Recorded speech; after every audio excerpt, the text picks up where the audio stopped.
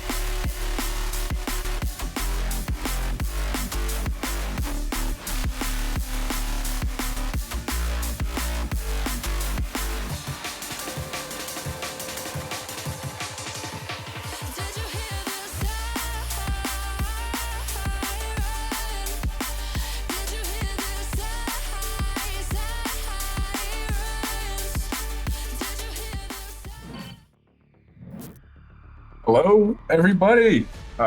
This is the week 3 stream for CSA.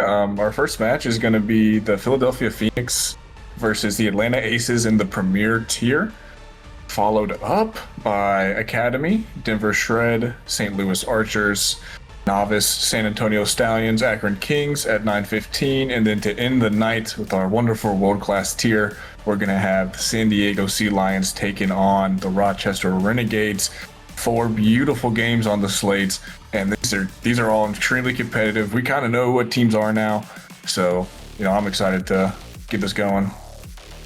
Yeah, for sure. I'm excited to see it, especially I'm gonna brag a little bit. The first match, I really like how the Aces team has been playing recently, specifically in Premier. Watching them the past couple of days, I felt like specifically passing is what I would watch out for. The passing on the Aces Premier team is quite good, which is surprising, at least to me going into it, because the way I imagine these players is they're all very individually capable, but it seems like they're working well as a unit. Yeah, definitely. I said, Prim, these players are right on the grasp. Like I've seen my world class team play. I've seen my Prim team play. They're both amazing, but you really can tell the difference. But a lot of these Prim players are, they're still some of the best mechanics and players you'll see in the world. So it's amazing to watch them. And then I'm really excited about the lower level matchups later. If I'm being honest, between the Academy tier specifically, it's the Aces versus the Denver Shred. The Kings, yeah. Wrong one. But yeah, I think that one will be good. Oh yeah, for sure. I mean, might as well go over all of them at this point. What do you expect out of this San Antonio and St. Louis matchup in Novice? Not too familiar with either of their games, but I would like to get familiar today. Well, you're definitely going to get familiar with the Novice San Antonio Stallions. As of right now, they're looking like probably the best team in all of CSA. I mean, they've been pretty destructive. I think that team's very good. But yeah, along with the St. Louis Archers, Denver Shred, and Academy. I got the A's mixed up there, but yeah, so the Archers team is 12-1 right now on the season. Denver Shred is 4-0 on their series. So a lot of competitive Rocket League. even if the lower skill levels. But I think, regardless, we have 4 amazing matchups tonight. For sure. And actually, I have some experience playing against the world-class Rochester team, so I could give you a little in-depth. I got to see them last week and had to sub last week. That was something, to say the least. It was interesting for sure. I felt like they were playing a very individual style. They didn't really like to pass very much. They love to, go ahead for a bump maybe, or leave the ball, create space, whatever you may call it. Well, I'm a little unsure about the personality of this San Diego world-class team. You have Snaz, right? And you have Snaz and Rhyolite, who are, kind of this duo, right? And then Dribs as their third. I'm just interested to see how that team actually plays out, because I haven't gotten to see it, right? I would expect them to be a more pass-oriented style, but I'd be very interested to see how, they progress throughout the season specifically. Yeah, definitely. I totally get what you mean. Said the Rochester Renegades world class team. I like them. Just like as a team, I don't think they have the best record. If I remember, I think they're like one of like the lower mid-ish end teams, but they're still super solid. And they're one of the teams that show up, which in world class that is an advantage. That is an advantage for sure.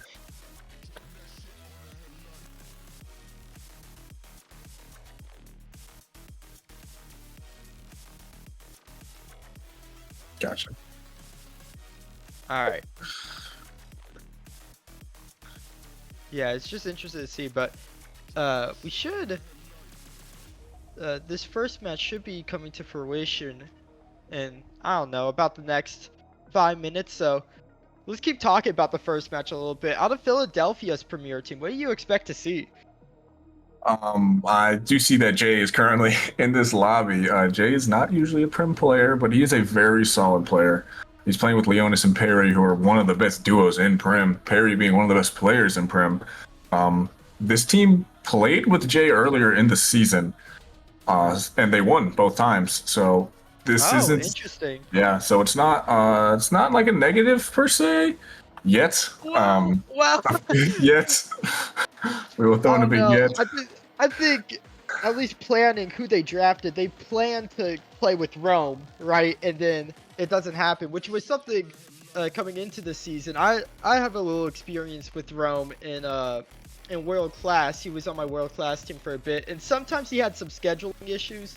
For instance, I remember a couple times during a series he went to pick up his mother from a train. Very nice, very kind to do, but it almost caused forfeits. It was a whole strange. It's just a strange debacle. He has strange scheduling issues. It's not necessarily consistent, and sometimes he'll be very consistent at showing up, but then sometimes it's like, where is he? So I guess all paths lead to Rome is what I'm saying. Pun was intended. Yeah, I believe he's on he's getting cut, I believe. So yeah, for not showing up and stuff. The other team though, let me pull up their roster real quick. I didn't have this up yet. What a bad guy I am. You know this team though, I'd say. Oh yeah, for sure, for sure. I'd say you probably know a thing or two about this team. Yeah. We played them last week. We didn't play them last week. I forget which week it was, but my team played your team and we lost. I'm pretty sure. Yes, that did happen. Cajunator is amazing. Won world class last season, so the world class is on a different level this season. But that's the type of level you're getting. You're getting an amazing top of the class championship player in Cajunator. I can't say I know too much about Kylie, but I do know North is insane. So that team just in itself is amazing as well. Speaking of that team, where are they at, Gondra? Currently trying to get them in here. They just finished up their series, is what it appears like. So hopefully they will be here soon. I believe they ended that in a loss. I believe it went to 5, given how long it took, but I could be wrong.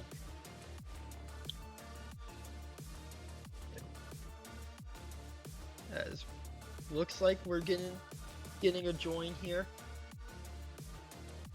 Oh, there we go. Like to hear We're it. getting some people. People are debacling. Oh, also good notes. My Prim team showed up today. Shout out my Prim team.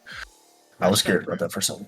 Yeah, Prim's the scariest I was also tier. scared about that. I was gonna start my Prim team, sort of like Jay, but didn't have to today, so that's always a victory. Isn't two-factor? Is that Kylie or is that a sub up? No, that's Kylie. They're the same Okay, person. gotcha. Okay, your team's here. The fun will begin shortly. Surely. What it's all about. That's why we clash. Oh, they're joining up. That is why we clash. I did learn that phrase actually from Drew and Dap on my world class team. I was not aware of it. First time I've ever felt like unk in my life, and that was a real man. That really turned my life around. Anyways, match is getting underway here.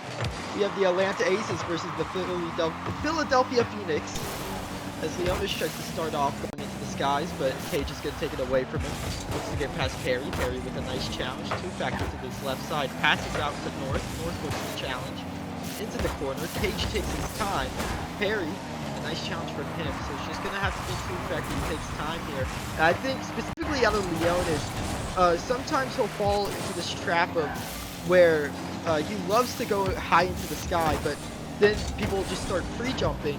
But he won't fall out, he won't stop going to the sky, so it can sometimes turn into an issue. Do you think we're going to see that today, or do you think we're going to see Prime Leonis? Because I really do think that's the X factor for this series. Yeah, adaptability is the best thing with these longer series, and this could definitely go the distance. I think the longer this goes, the less likely I'd want to be Atlanta here as Leonis tries to figure things out.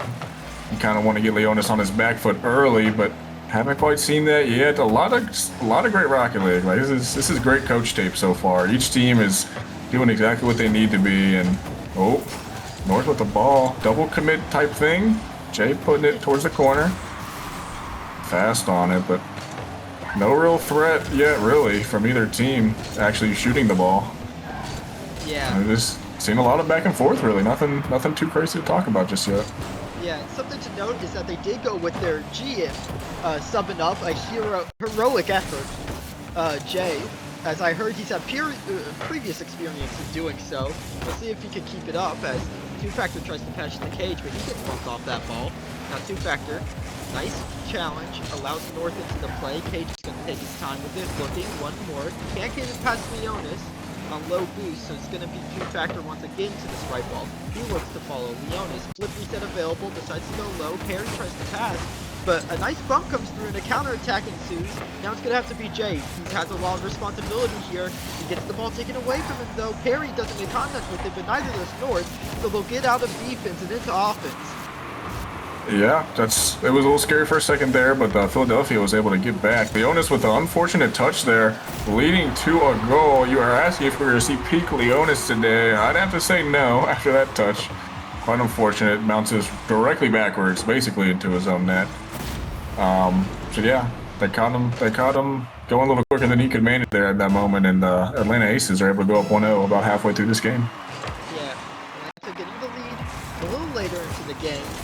Two-Factor, he loves to play fast, playing at Mach 10 at all times, and sometimes it leads to unfortunate double commits, but sometimes it leads to capitalization on mistakes like what happened with Leonis.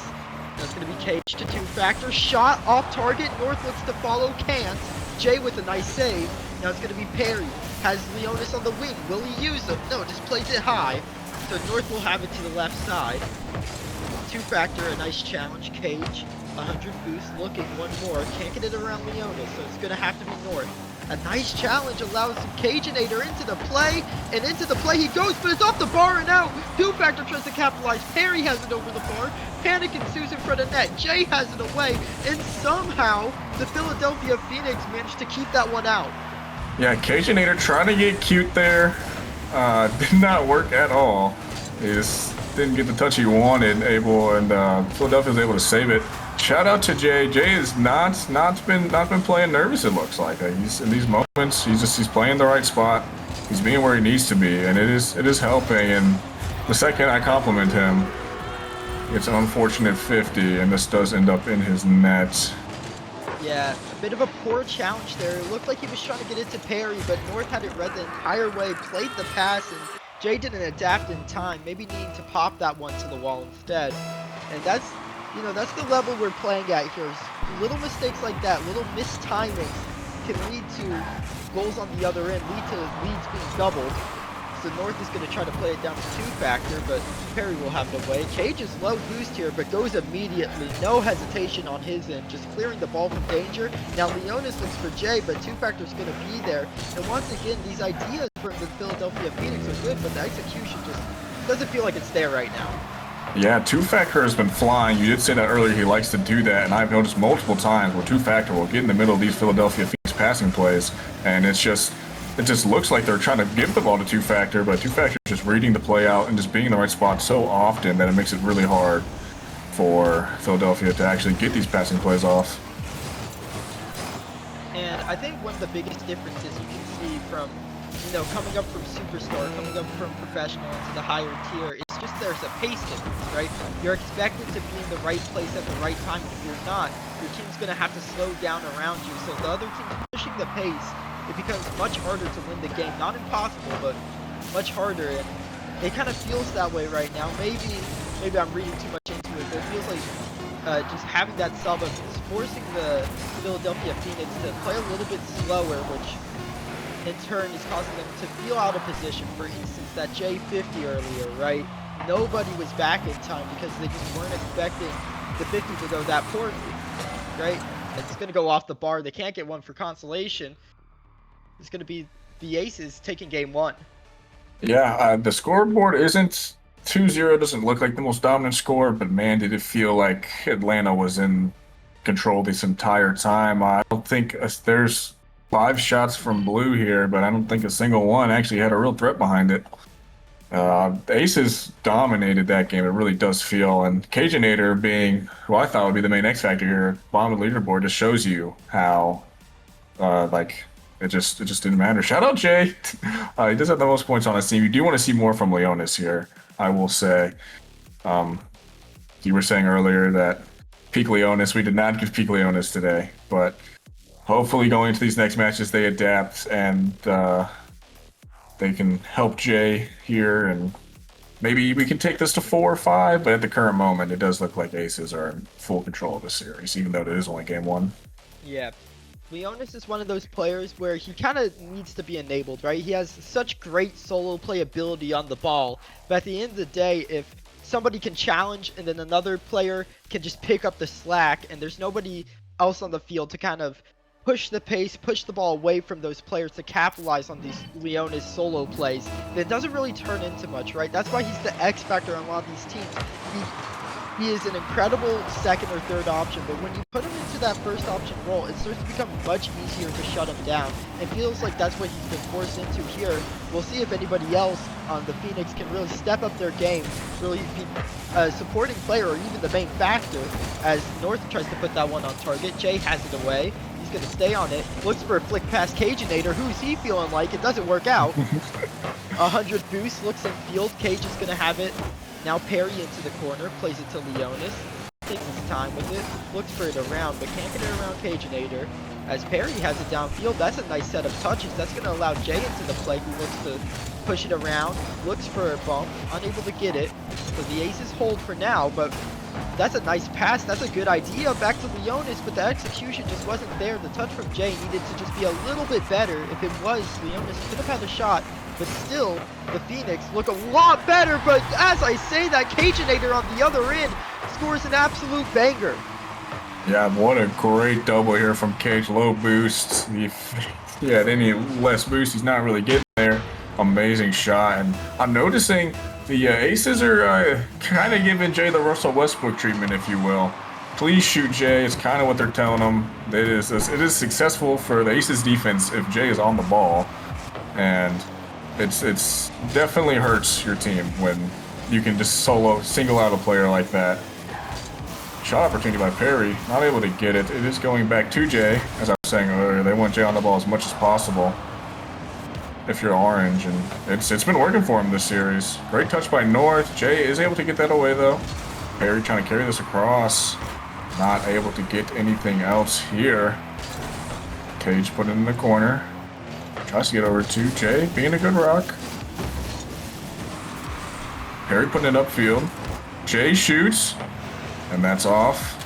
Followed up by Leonis. You know, second I say they're targeting Jay, he gets a great pass here. Whether it was on purpose, we don't know, but we won't say anything. It ended up being a great pass, so great play there by the Phoenix to finally get on the board this series. Yeah, and I really like the idea there from the Phoenix, right? Some passes were working earlier, it's just the execution. You don't change the game plan, you keep passing, you look in field, and it finally pans out into a goal, right? And you just need to find each other. Becoming bigger than the sum of your parts is going to be how you win this series, right? And I would like to also say about the Russell Westbrook treatment. Russell Westbrook, during the last season on the Denver Nuggets, actually averaged 43% from 3 in the corner. Would like to say that he was beyond league average. All right, there's some disrespect going around, and I don't exactly appreciate fake narratives. All right. As anyway, Cage is gonna try to keep it against the wall. Now North looks for a bump on Perry. Can't do so. Two-factor has it left side, looking one more. He gets it. Perry takes it high, but the touch is just gonna leave Leonis with all the work to do. Two-factor now, maybe looking for Cage. Cage decides to leave it. Perry turns. North tries to bang it outwards, but right now the Phoenix are suffocating the Aces in their own half. They need to find a way out. They need the outlet passes. Two-factor tries to keep it in the corner. Perry has it away. Jay, shot is off. Cage, good 50, just in front of net. Now it's going to be Perry. He can't make the contact, so it allows the Aces a little bit of breathing room, some wiggle room to get out. Jay can't follow that. North will, but Perry with a huge dunk. Two-factor is going to take his time. Nice 50. Just leads back to North. And once again, the Aces are kind of stuck on defense for the majority of this game. Yeah, the Phoenix have been putting it on them so far, giving them a little bit more help than they did last series. 50 up mid, Jay putting it across. Space devoured by North there. Leonis having to put it towards wall. Two-factor collecting this, gets a 50. Perry tries to go for quite a ridiculous 50, not able to get it. Ball is up. Cageinator up with it as well. Put into the corner. Perry's going to try to get a touch. He's not able to. Leonis on backboard. Gets it past one, but gets bumped. Able to get back to it. A little bit of friendly fire here from Two-factor and Cageinator, but able to deny him anyway. Perry's putting this high. Cageinator misses. Jay, weak shot. Leonis not going to turn on that one. Puts it back towards mid. Two-factor up already. Two-factor's speed has definitely caused the most troubles, I'd say, for the Philadelphia Phoenix than anything else this series. Able to just always be on that ball as soon as possible, shutting down all plans. Jay with a chance here, putting it up, goes for the reset, doesn't get the best one. Ooh, what a save by Two-factor, able to get that out. And then Jay able to sneak one in the bottom right there. Great pressure here. Two-factor having to make an amazing save, and just no one else is back. I heard a demo noise. I don't know who it was, but yeah. North. It opened up the space on the goal line there, allows Jay to get that one to roll in. If not, North probably covers that there, so a nice demo play to give them the lead late. Jay puts it high around Perry as well, though. Still, they work together in tandem, and Two-factor can't reach that, and the Phoenix take a 2-goal lead. Yeah, that is... Perry's insane. I did say earlier, I think he's definitely in the argument for best player in the tier. Amazing shot by him, putting Two-factor in such an uncomfortable spot. That makes that save so hard to make. And Philadelphia Phoenix look like they win this game. So Jay is playing great when he needs to be. Because second, I say they're picking on him. He starts picking back. But yeah. As the game's going to be over after that shot doesn't find the back of the net. So it's going to be a tied series here, 1-1. The Aces, you know, they got a goal, but it didn't feel like that goal was very replicatable. It was just a counterattack where Leonis happened to miss a backward read and Cageinator punished with a double of his own. But other than that, it felt like, I mean, Jay was phenomenal this game. His challenges were great. His shooting, while sometimes the shots were off, it was actually a good thing for the most part. It Yeah. caused the Aces to panic on defense, able to capitalize when he needs to, and Perry as well. He looked much more mechanical this game, a lot more fluid. Overall, the Phoenix just looked like a better unit. Yeah, I agree. No, I didn't feel like I was really saying Cage or North's name too much. I did see Two Factor quite a lot. Yeah, he's lowest on the board here, but I do think he caused a lot of havoc that game regardless. And I mean, so just the well-oiled machine of the Philadelphia Phoenix, it's just being in and out and in and out and all that. See, the pressure was just so much more. I mean, they got 5 more shots. That's they're juggling each other's play styles a lot better right now. Leonis able to do some more, and that's really what you needed. I think if Leonis had 286 points last game, this could also have been the outcome. Just the more you're getting from Leonis here, definitely the better if you're the Philadelphia Phoenix. So it's going to be the Aces here, looking for a solution, as they were sent back to the drawing board. What they did in the previous game, which was just play, some solid Rocket League, win some challenges, just capitalize on the mistakes, are not going to work. It seems to not be working. It looks like they're going to have to start creating some mistakes. North wins out of 50, a bit aggressive off of the kickoff. Perry immediately getting that demo. That demo is actually huge. That was on the only player who received 100 boosts. Just as I say that, Cageinator off the post and a bump. North finds the back of the net. A nice play there from Cage to get past the entire defense. Yeah, Leonis out of position. Jay not able to get a 50, and that's a free goal in this tier. You cannot overcommit as third man and expect not to get scored on in the premier tier. So silly mistakes like that lead to free goals, and Atlanta Aces are very happy to take those all day. As they're looking for a kickoff here, doesn't work out well, so Perry gets to turn on it. Who's going to be first to challenge? Jay just looks to cause havoc upfield, but Two Factor had it covered, and none of his teammates could challenge with him, that being Jay, so it's going to end up as the Aces fall. Cage takes time with it, just trying to force a 50, trying to stall a little bit of time as their passing play didn't work out the way they wanted it to. Two Factor doesn't make contact with that one, maybe intentional, maybe not. Hard to know. Jay, 100 boost, gets demoed though, and that's just going to be a 1v1. Cage loves 1v1s, but he can't get around Leonis. Also, Leonis going to take some time, wins out of 50. A nice play there to get out of defense momentarily. Cageinator tries to stick on it. Big 50 at midfield, and it's going to end up as the Phoenix's ball. A nice touch from Jay to stop the counter attack immediately. Two Factor looks for North in the wing, but it doesn't work out, so it's just going to have to be Cage once again. That touch a little awkward. Doesn't seem to know what the Phoenix are planning, so he just ends up getting a tap on the ball. Two Factor now, right corner, looks to follow, and the Phoenix look uncomfortable, but so do the Aces. It feels like this is game one where the teams would be feeling each other out right now. That is an amazing way to put it. It does really seem like that. And then just be an equivalent in their minds. I mean, both teams have won a game. It is basically 0-0. So both teams are so kind of seeing what can work and what can't. Leonis tries to go for a pass, denied. Perry putting this high backboard. Cageinator sending it back. Leonis third man sends it right on back. And we're playing some good old ping pong. Perry tries to hit something ridiculous there. Not quite able to. Jay comes in. Tries to put it high, a little too slow though, and Atlanta is able to take this back, and then once again this ball's back and forth on this Atlanta Aces backboard, but Philadelphia has not had any real answers to score, just kind of throwing on backboard and praying. Need maybe a little bit more patience here from the Phoenix. And what a save by Leonis. Save, and another huge save, and another touch. Wow, that was a phenomenal play on defense to keep that one out. It felt like for sure it was going to be a goal after it trickled out in front, but a huge save, huge plays right there. But I feel like the Phoenix need to start using each other more. They've been occasionally going for more solo plays this game, and it just doesn't feel like that's the way it's going to work out. But Leonis trying to prove me wrong, goes through the entire defense. Just as I say that, I think a big demo came through at midfield, gave Leonis just enough space, and he takes advantage every time. Yeah, the second you say don't need the solo plays, Leonis does in fact prove you wrong there.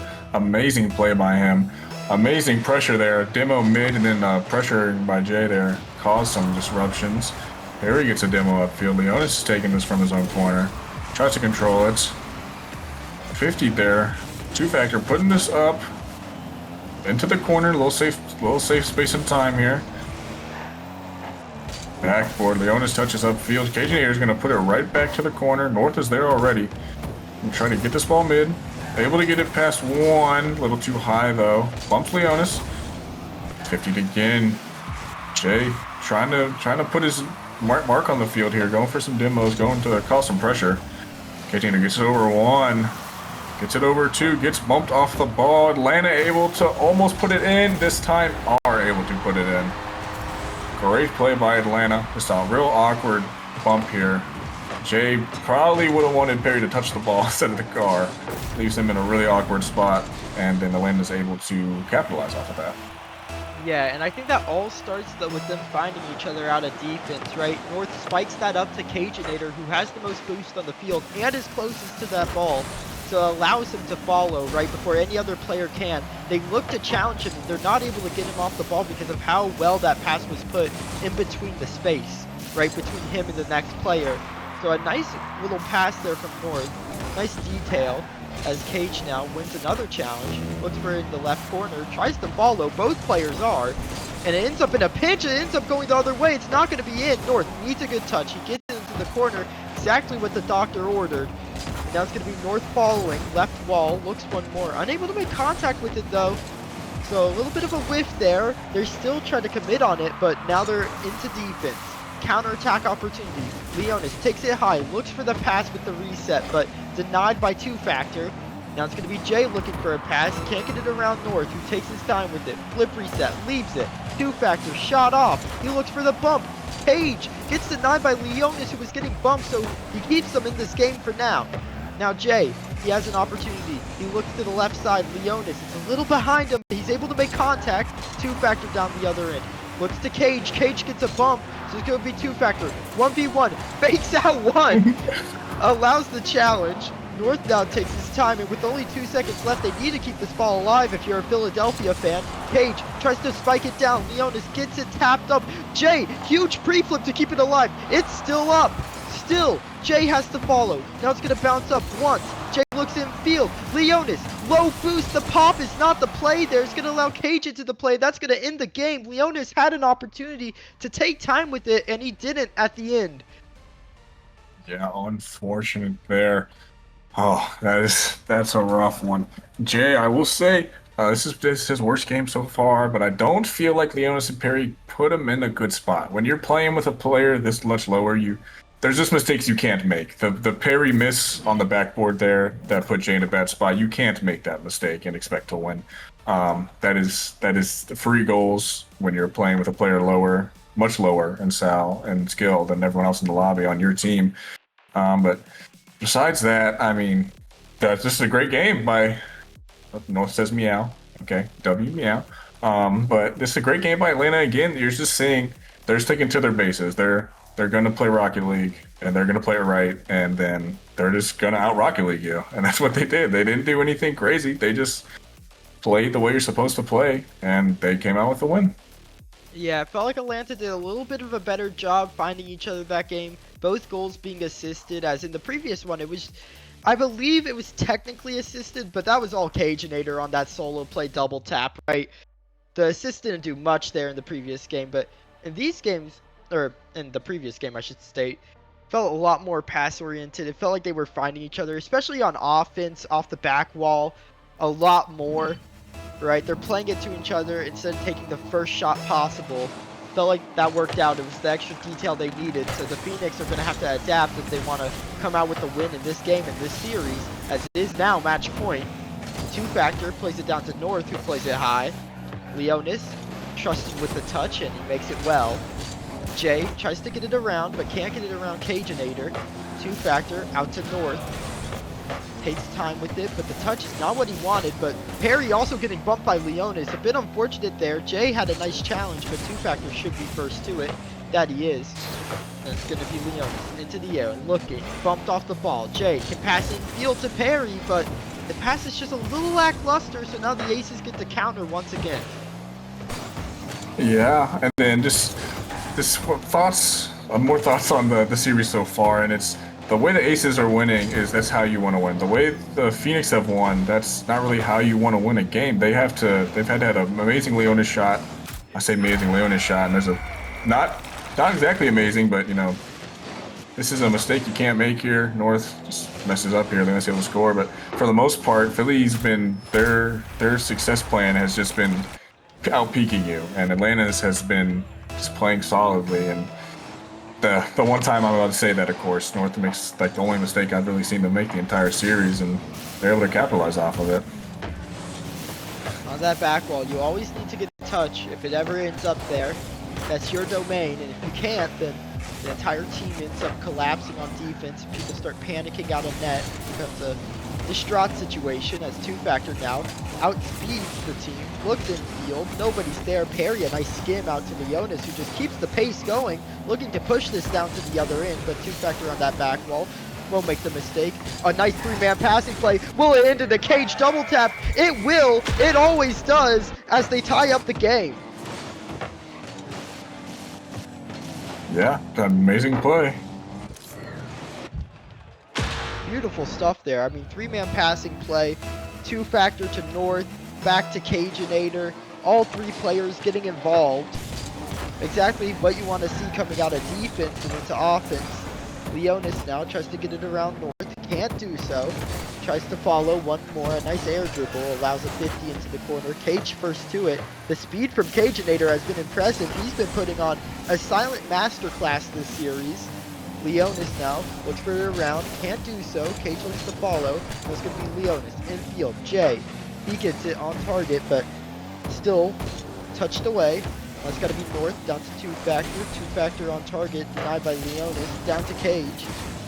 But once again, Jay's going to be first to it. Messes up his wall dashes though, so that's going to lead to 0 boost in the corner. Still, forces a nice 50. Leonis just goes for demos. It's trickled in front of the net, but Jay doesn't know what to do with this one. Tries to follow, doesn't end up working out, and the Aces are out into offense. Yeah, offense. Offense it is. North able to capitalize here. Just, yeah, since Leonis now looking to touch there, a wide open net. I don't know where Jay is on that play, but able to help out there. And Aces showing that strong Rocket League.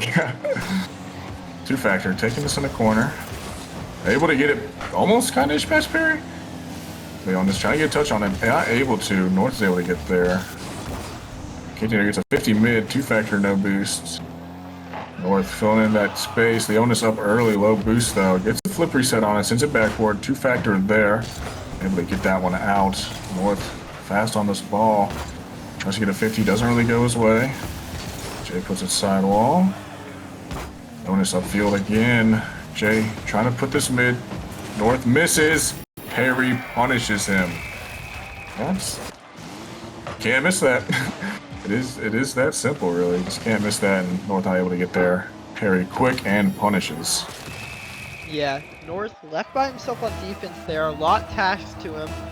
Nobody really forced the player off the ball, so left in a 2v1 in that situation. You really needed the challenges to be better. But North also still had a chance at it. Wasn't able to make contact. So the game once again tied. Perry, a nice boom outside to Leonis, who looks to follow. Double tap is there. Cage has it back into the corner. 2Factor, nice touch from him. Just challenges quite nice. 2Factor looking. Double tap. No, leaves it for North. Shot a little bit under. Page can't make contact with it. So it's going to have to be 2Factor. 2Factor, left side. Leonis, he gets a touch into the corner. North looks to try to push it outwards, but can't do so. Cage looks to follow. Nice 50 out of him. Jay now, can he get it around? Oh, great find in Perry on that left wing. So it's going to be Perry to follow with the flip reset through the entire defense, and once again it's North left holding the bag. Yeah, his teammates have just put him in the worst spots humanly possible. Perry literally unchallenged. Might as well have been free play there. So North has just been left in some very awkward situations, and that's hard to save those, man. Perry able to capitalize. And I think they should probably stop giving that guy a millisecond of time if they want to come back here with a minute left. as Cage. He's been the danger man on offense, and he does it once again. A nice pass to two-factor. He played it back to himself and then to the back wall. He had the defense in peril. He could have shot it. Jay thought he was going to, but he makes the extra pass, and then two-factor just buries that one. So tied again with 50 seconds remaining. Anyone's ball game. It's looking to be a kickoff that goes the way of Phoenix. Perry, a nice 50. Cage first to it. North upfield, but denied by Leonis. Perry turning back in. Perry beats out two-factor. It's going to have to be Cage. Takes his time with it. Gets it past one. Jay has it off the wall. North touches the best. It's going to be a 100 boost here. It's a nice challenge. Perry by himself. 0. Looks for the 100. It doesn't spawn for him. Jay has it out. Leonis looks to follow. This could be peril. This could be danger. Two-factor leaves it. North on target. Denied by Leonis. 10 seconds remain. Jay looks to try to start the counterattack. Last opportunity of the game. Cage tries to deny him of such a thing. Two-factor looks to follow. Right wall. Leonis cuts through. Cage plays it high. Jay, touch, double no, denied. Two-factor has it away. Two-factor can't follow it. Now Cage plays it high. Perry looks left wall, tries to kill it. Can he do so? He can. We have overtime. We do have overtime. This is definitely the best either team has played so far. North. Jay holding him off for a second, passing it mid. No one back to help Jay, and the Atlanta Aces take it in 4. North making the extra pass. Jay left in a tricky situation. He has to play the shot. North plays the pass. Two-factor was following the whole way. So it's going to be the Aces in 4. A great series. Jay having to sub up. Played well, but not well enough. The Aces take Premier. Yeah, great. So just great showing. Some great teach tape for most of this series by the Aces. Just played solid Rocket League. Cadenator having some great passes. What a team player, man. Some of the passes he had were just beautiful to watch. And then just great plays all around. Shout out to the Atlanta Aces, man. Great series. Awesome. I'm happy, obviously. Love to see an Aces win. The Phoenix played well there. Didn't work out the way you wanted it to, but still, I mean, it's a great showing when you have a player who, you know, is in Superstar, as their third in Superstar, I believe, sub up, and they still almost make it happen. They take a game, they make it dangerous, but at the end of the day, it just felt like a difference in qualities. Definitely.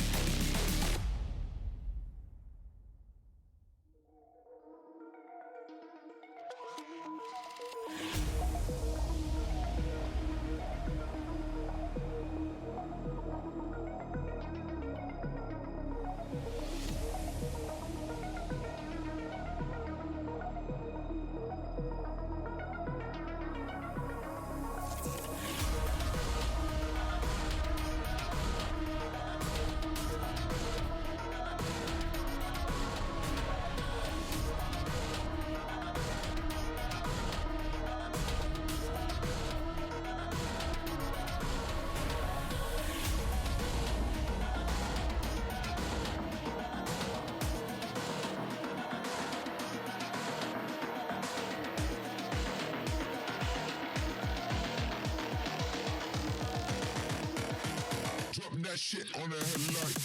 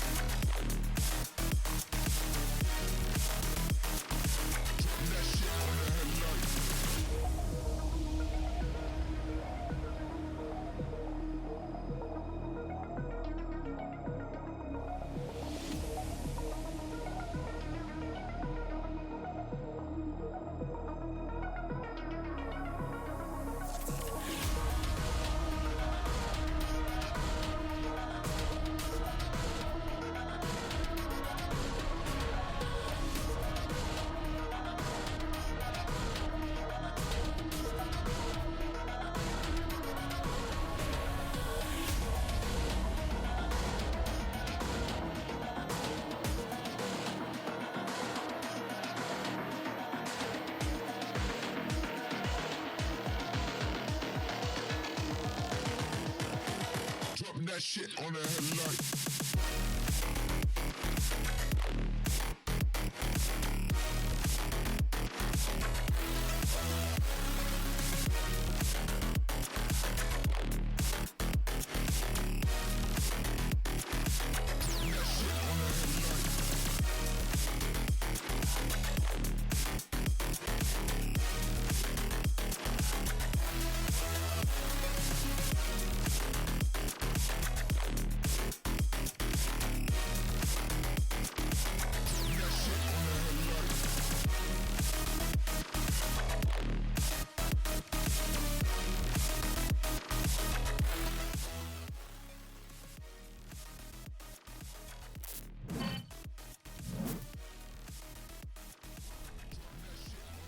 Minutes, but we are back with our next matchup being Academy Denver Shred versus St. Louis Archers, who in breaking news, St. Louis Archers just lost their first series. I don't see a score report yet for Denver, so I don't know if they dropped their first one or not. But it's no longer two undefeated teams, but still two really competitive teams. We're still getting a great series regardless. For anybody who was not here for the last series, the Atlanta Aces premier team 1-4 versus the Philadelphia Phoenix. Great, beautiful series. But yeah, the next one we're going to be having here is the Denver Shred versus the St. Louis Archers and Academy. Both some amazing teams that I have a lot of opinions about these guys. I'm not going to lie. Specifically Ricky. If anybody watched CSA last season, they know Ricky was an amazing player in Academy. And with the 2K surge, Academy got a little bit boosted this season, and he still finds his way as a third man in this tier, and he is a great player. I love him a lot. Shout out to him. And then this Archers team has three players I honestly don't really know, if I'm being honest. But they're winning games, so I can only assume that they're probably good if they're winning. And then after this Academy series, we move on to Novice, which will be a good one, and then to end the night with World Class. Gonna be a good set of events, Kitty.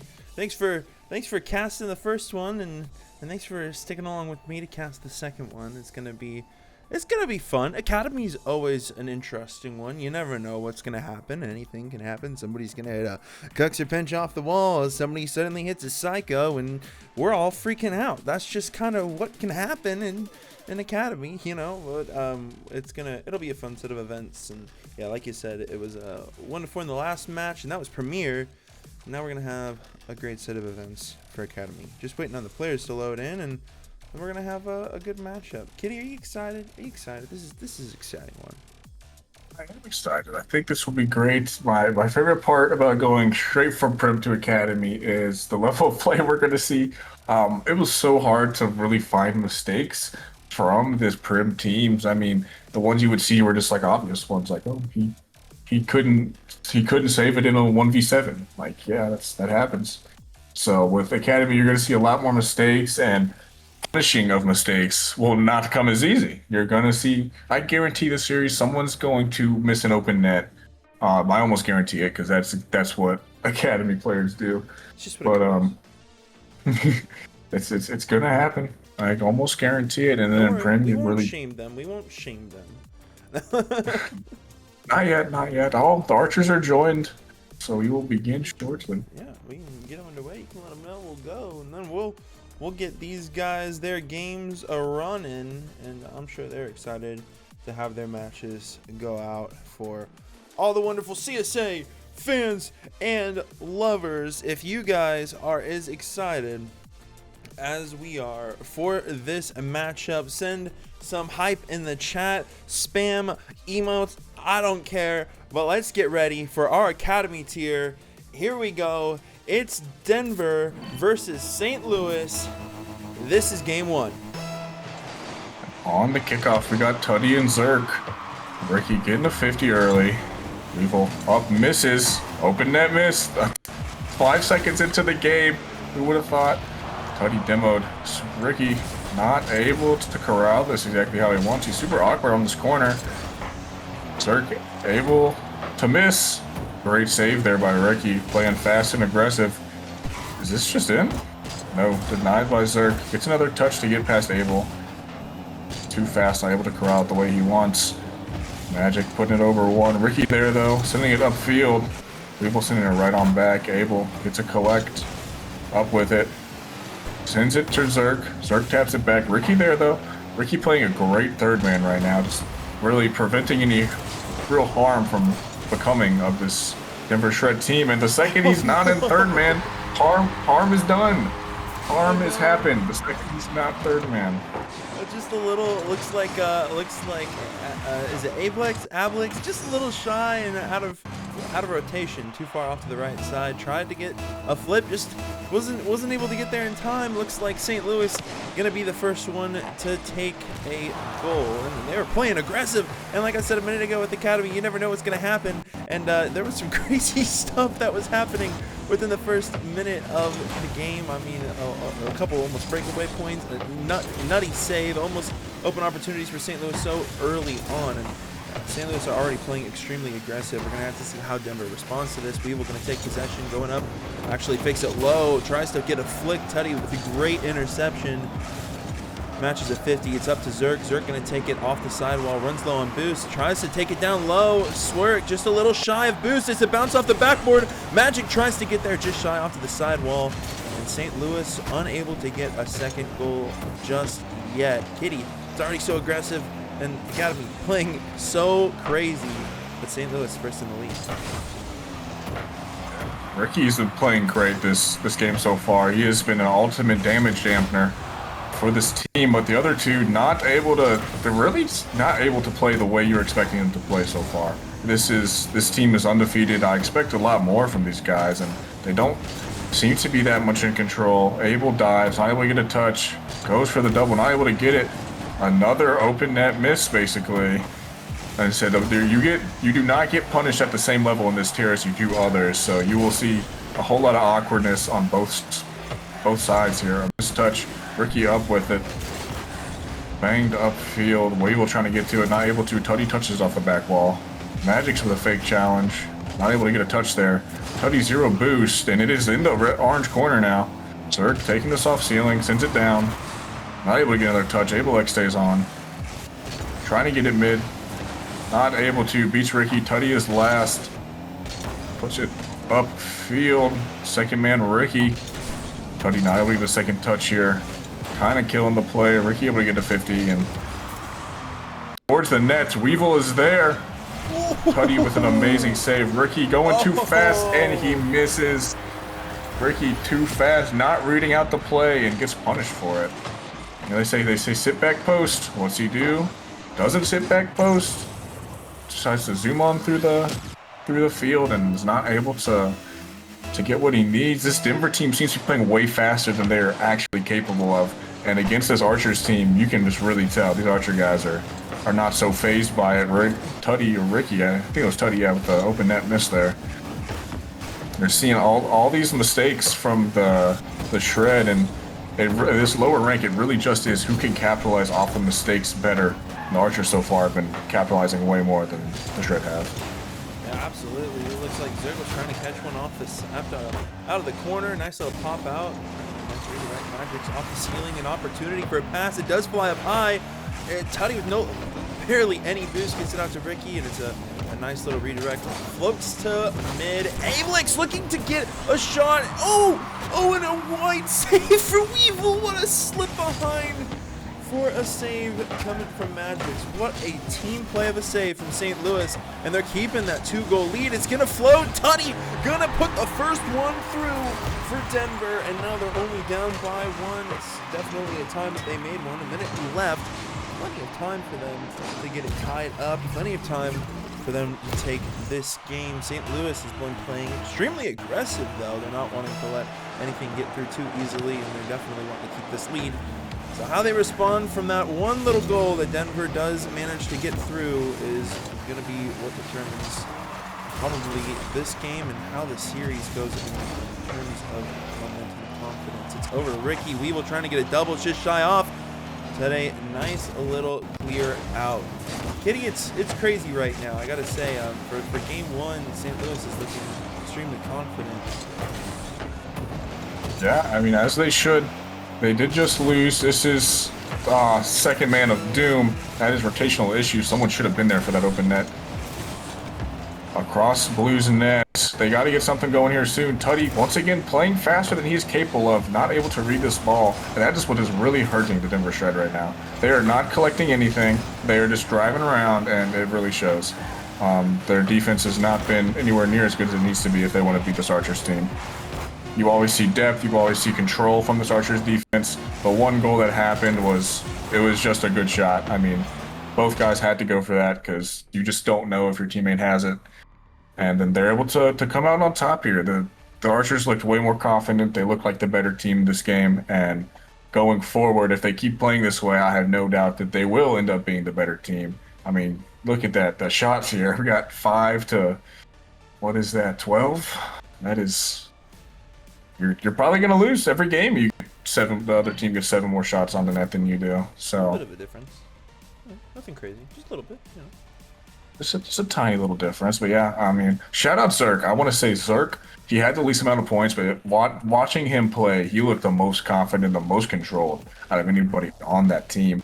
Played amazing that series, and you know, I do know the Shred team that if they get going fast, they can do good, but as that game, they need to slow down and get their feet under them before they start trying to go for these crazy fast touches and shots. Because as of right now, I don't think they're able to. I would say Denver did manage to get 1 goal, and I felt like it shut down a lot of the momentum that St. Louis originally had picked up, but they weren't able to get that last goal they needed a minute in. And we got to see if they're going to have a better response here in this game, especially since they really probably should get this game, get themselves back on a level playing field so they're not scrambling in game 3 for a victory. We'll just definitely have to see how Denver responds. St. Louis sitting comfortable, though, with game 1 and how they decide to continue forward. If they want to run away with the 3-0 sweep is going to happen. What a shot from Ricky and what a save from Weevil already. Some pretty nutty stuff. Yeah, quick. That is what this Shred team wants to be. And that is what this Orange team is really good at stopping. They stop those bangs. Great fake by Magix. Doesn't get the flick he wants. Gets a demo. And then able to capitalize is Zerk in the right spot. And boom. Gets great fake there by Magix. Weevil shuts out Abel. Gets the demo on the other guy. And then just an open net from there. Great play there by the Archers to get up early in this game. Yeah, St. Louis is definitely responding kind of how I sort of expected them to. With a game 1 victory, you're going to come out confident. You're going to come out working together like you already did. You're not going to change anything. Don't change nothing that's broken. So playing together like they were originally, not calculating, but jumping on openings to get their lead, obviously, is what's definitely helping them. Scrambling for words here. It looks like Ricky trying to put it across. It's just right in front of the net. Weevil, a shy touch, manages to get it above before Ablix was out looking for it, trying to slip one through. Ricky a little awkward. Weevil gonna put one out to Magix, who's trying to get the redirect. Ablix just able to send it off and out. Zerk gonna take it, but Ricky just sends it to the sidewall. What a redirect just in time. Denver not trying to give St. Louis any more of a lead than they already have. Yeah, and I want to say this Denver Shred team is not rocking their usual starting lineup. I want to say TTV Cold Goat is usually in there instead of Abel. And I do think that they could really use a player of his caliber right now.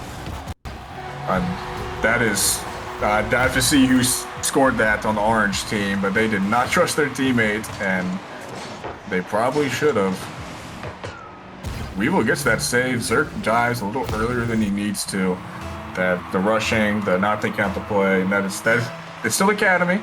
As good as I do think his Archers team is, it is still Academy. You are still going to see those mistakes, and costly one there for the Archers.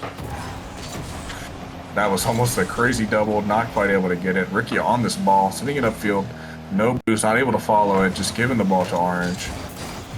Tuddy gets a 50, Abel gets a 50 mid, Zerk on the ball. Ricky with a little fake, gets bumped. Weevil putting it upfield. Tuddy gonna take this to backboard. Weevil pre-jumping and sends it mid. Second man too slow, not able to get there. Zerk last back, playing this safe. It's in his corner. He likes that. Weevil putting it upfield.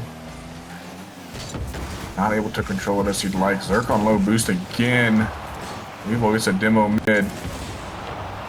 Another demo being handed out here, this time by Tuddy. Ricky doesn't get the touch he wants. Zerk able to beat. Archers on the defense for a while, but they've been playing good defense so far.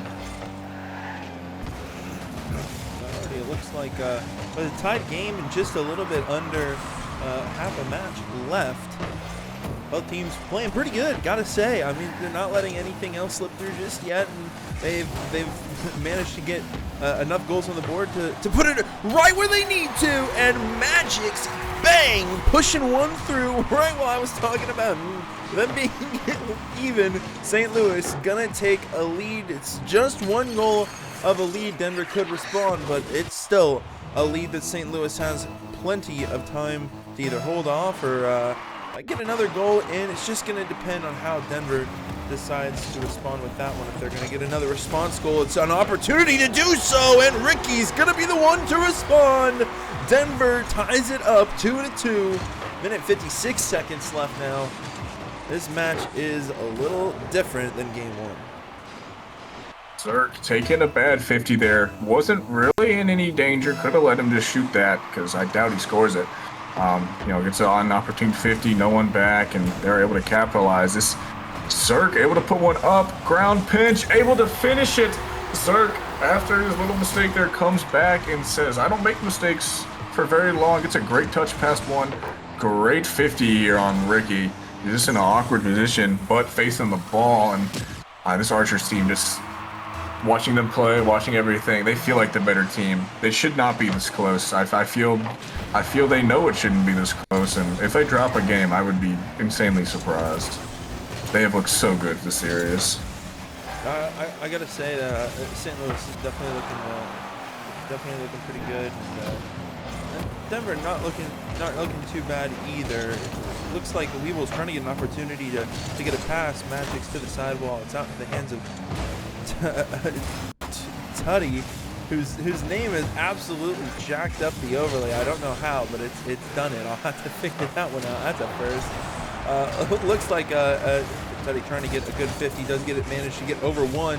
Starts to take possession. A flick, and it's going to be just out Oh, wow, it was just out in front of Weevil, who just sends it into the nose of Ricky, pinches it right on through. Ricky gonna get the goal for Denver that they needed to tie it right up. It's still such a neck and neck close game here in game 2, and Denver's definitely fighting for a victory on this one. They're trying to get that game on the series score, because they cannot risk being a dangerous ground in game 3. Yeah, the Shredder punishing right now, and it's these silly mistakes. We got double commits. We're going for a big boost from the Archers. If they just lock in, this game is not this close, but they're just making these silly mistakes, and the Shredder playing fast and hard, and that's one part of their play style. If you're going to play fast, you're going to more than likely punish more mistakes than others, because you're going fast, you're on the ball quicker, and that's what they've been able to do so far. Tutty trying to get over one, not quite able to. Abel, bad touch on the side. Tutty sending it back to Ricky. Ricky's going to take this in the corner. Oh, looks for the boost, sends it down. Free ball in the middle. Abel touches it up. Magic's putting it right on back. 50 by Ricky. Zerk is here, touches it upfield. Blue kind of in their corner, not where they want to be, kind of mid. Magic's able to sneak it in with 4 seconds left, and the Blue all in the same corner.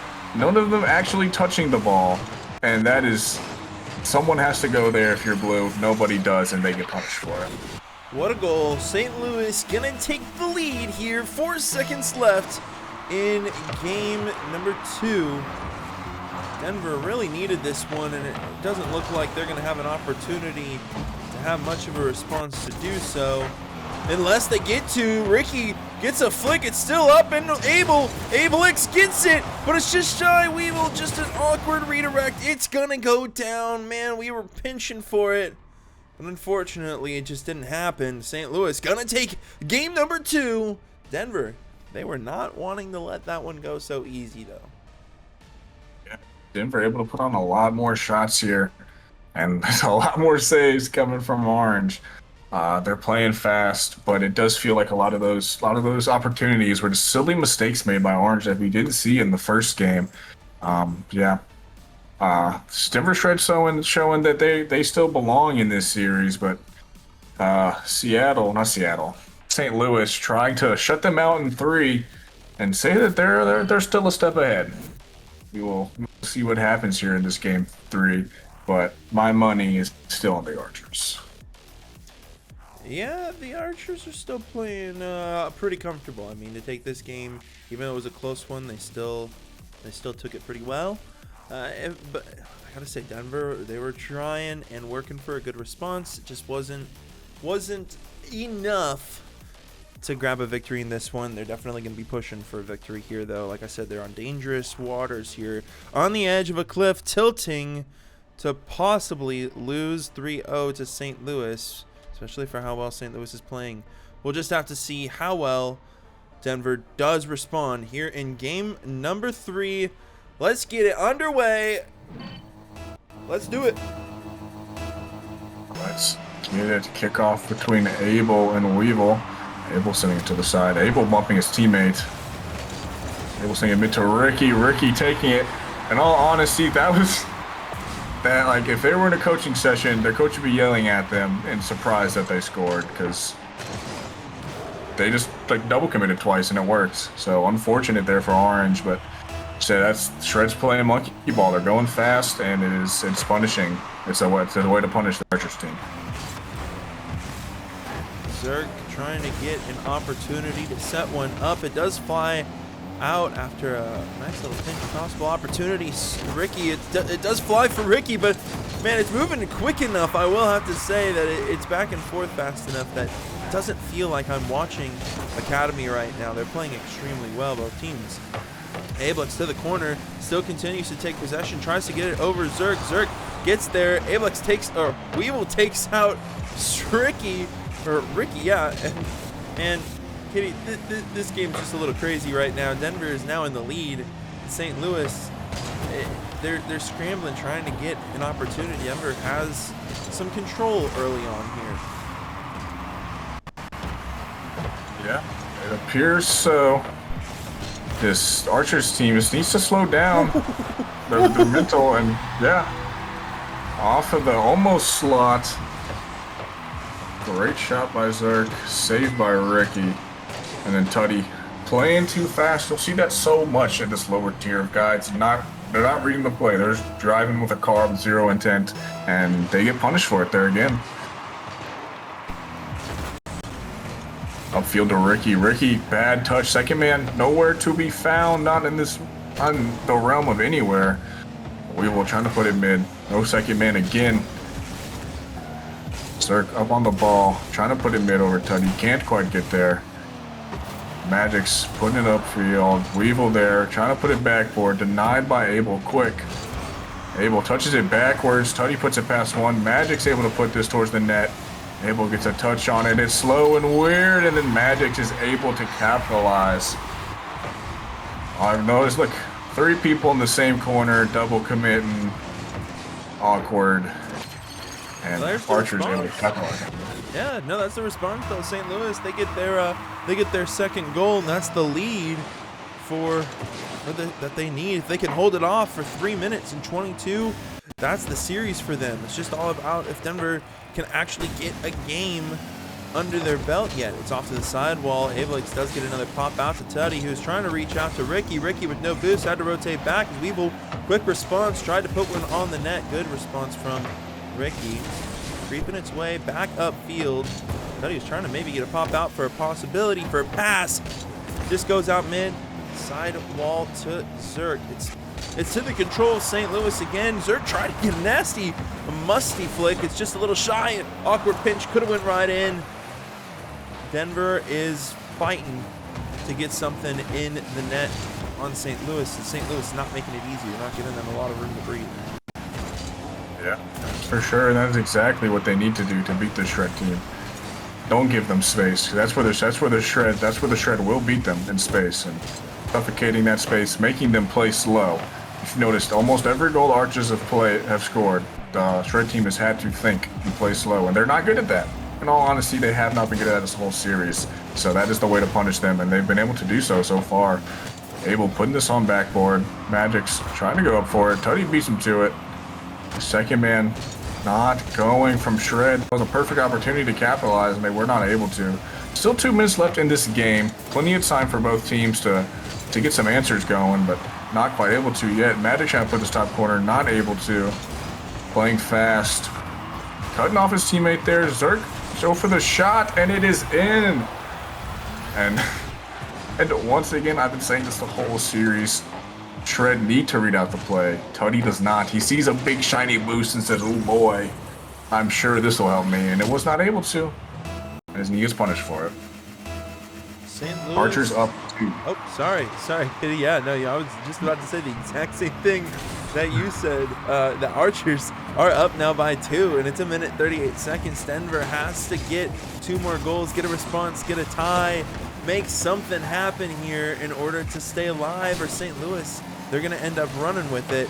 Weevil trying to get an opportunity as Tutty takes it over the head. It's out to Ricky. Ricky maybe an opportunity for a pass. And Zerk, a nice save. St. Louis saying, nuh-uh, not making it that easy or letting it be that easy for you tonight. They're putting on the heat. It's a pass out to Magix, and Magix gonna sneak another one through. St. Louis taking their 3-goal lead. It's 4-1. 1 minute left in Denver. They have a lot to work for if they want to have an opportunity to continue in this match. Yeah, I mean, it's not going to say it's impossible, but it is looking very, very hard for them to come back in this. But this is one of those games. This is going into the week the #1 team in Academy, and probably going to be the #2 at worst going into next week. So don't feel bad at this loss. Use this as teach tape. Use this to see what you got beat on. Listen to this VOD. Coach Kitty Mau Mau getting you coached up here, Denver. You're going too fast. And Archer and the Archers are going to capitalize on that one almost every time. Ricky taking this up the wall, trying to get something going mid. Puts it to Abel. Great save by Zerk. And that's just another thing. The Shred team, their shots are there. But this Archer's defense, amazing. I have to say they're pretty confident right now. And with 20 seconds left, unfortunately, Denver, I just do not believe you are going to have enough time to respond. As the clock continues to tick down with no response time left, St. Louis going to take the series tonight in your academy tier in match day 6 of week 3, 3-0. And like you said, after a loss, Kitty, pretty good that they came out and had that good response. Congratulations, good job, guys. St. Louis Archers, they take the series. Losing 4 and then winning 3. That's still a solid week, man. I mean, played some hard teams, played 2 of the better teams, showed up and showed out against these Denver Shred with not their full roster. I'm still pretty sure it's not their full roster, but I can't guarantee that. But great game here from this Archers team. They look competitive, and I don't know if they have a coach or not, but if they get one, I think they just a little bit of rotations and a little bit of defense, and this team is looking dangerous, man. This team's looking like a novice team almost. But yeah, shout out to Archers, man. Great series. Shout out to Shred for showing up and staying in these games for the most part. Yeah, absolutely. Now we still have a lot left. Now we are going to have probably a little bit more of a break than I was thinking we would, just because of the fact of how fast this match went. Our next matchup is still not for another 15 minutes, so don't go anywhere. If you love Rocket League, if you're enjoying these matches, we still have 2 more tiers, a little bit higher than the next one. Next tier is going to be Academy, and if you also want to see more of wrong Stinger, I don't know why that one played. If you want to see much more of the streams tonight, stick around. We have Novice coming up 9:15 p.m. EST, and then World Class 10 p.m. You're gonna have to put up with Kitty and I for the next one, because we're gonna stick around and scream some more Rocket League at you. So, of course, if you want to see more and you're having a good time, don't go anywhere. We will be right back.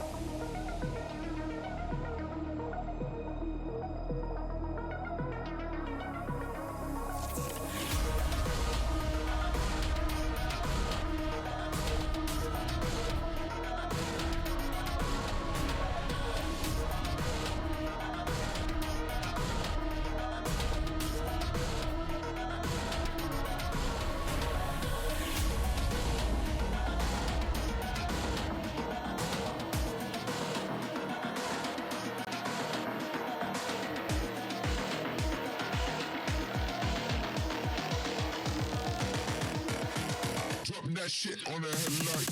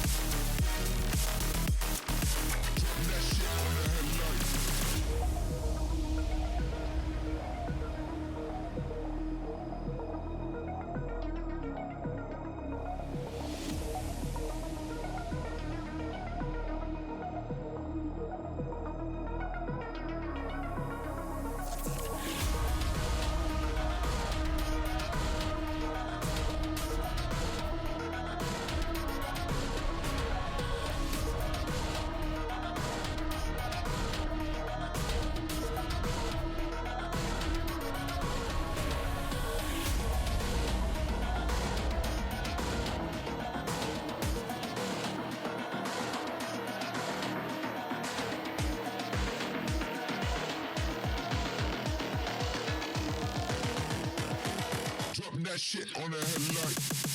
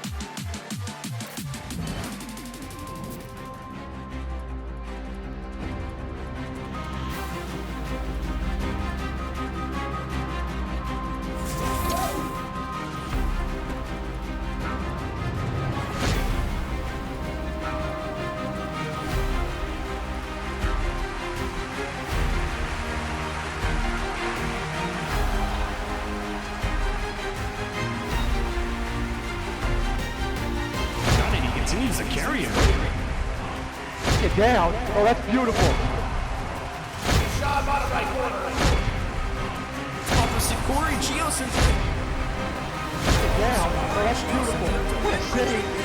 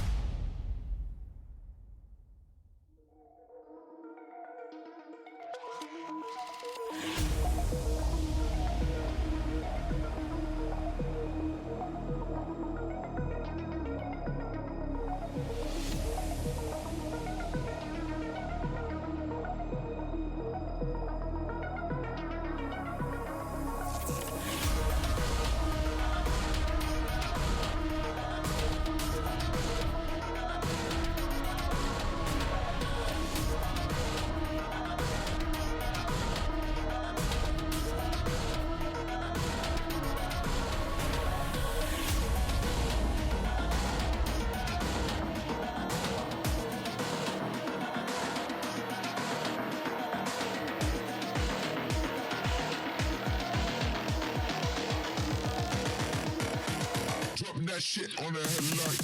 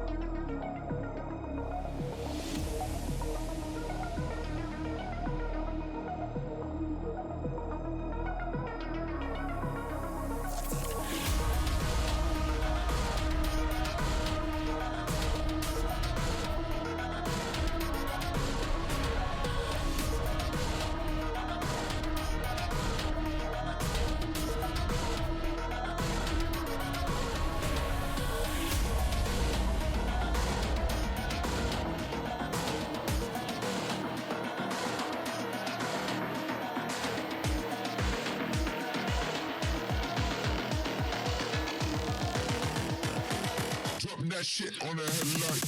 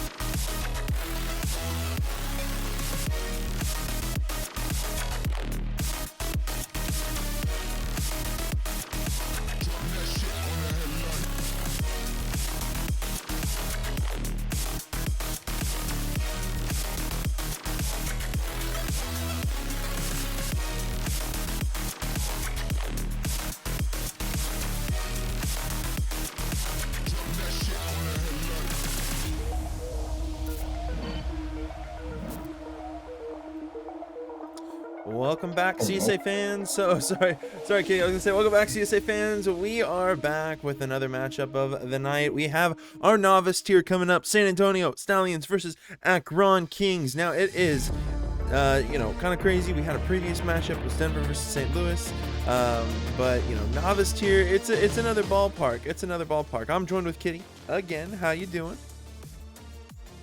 It's been a while, been 10 minutes. All right.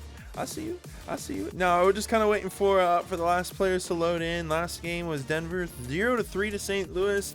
Pretty crazy set of events that occurred. This is our game 3 that happened there. I will say St. Louis did not let up any aggression or let anybody get through. There was a lot of pressure that happened in that game, Kitty. It's true. There was. Let's see here. Now, sorry. Go ahead, Kitty. About this game now, I think this one will probably be the best series of the night. This Novice Stallions team, Hude, Hive, Scolaire, and then the Kings team here, Carl's Nuts, Jackawano, and Alons. These are two amazing teams, with Scolaire and Carl's Nuts probably being arguably the top 2 players in Novice. These guys are both great players, and these are both some of the best teams in Novice. So seeing these guys duke it out is going to be amazing to watch, and yeah, definitely. I think whoever comes out on top of this definitely has a good firm grasp on that 1 seed for a little bit. Oh yeah. So definitely gonna be a good. Somebody in chat said to stream Chicago right now for Novice Chess. Unfortunately, we already had San Antonio and Akron pre-scheduled to be on stream tonight, or else we, sometimes we do switch some things up. So unfortunately tonight, if you did want Chicago, go check out AK's stream. He's live right now. Go check him out. AK__M over on Twitch. He's streaming the Chicago match. If not, you want to stick around and watch San Antonio versus Akron, be here, be squared. We're just waiting for, I believe, the San Antonio team to load in. Once they load in, we will be good to rock and roll. It's gonna be fun. Kitty, I'm excited. I gotta say, it's gonna be good, since the last match was Academy. This one's just a step up, so there's gonna be some more crazy stuff happening. It's gonna be fun. Most definitely. I agree with you. Yeah, they were kind of in that awkward stage waiting for their team to get here, but once they do, it'll be real fun. Oh, and they're here. Loading in. Ain't that something? Got our last few players showing up. All right, it's gonna be a good match. That's all I gotta say. They're gonna duke it out. Carl's pretty crazy. Hude, pretty crazy. Hude already talking in the chat saying he's gonna farm Carl. So I don't know. It's gonna be a pretty intense matchup against these two teams. Already it seems like a pretty good rivalry here. Yeah, definitely. Just waiting for these guys to get in here, and then we'll be ready to start.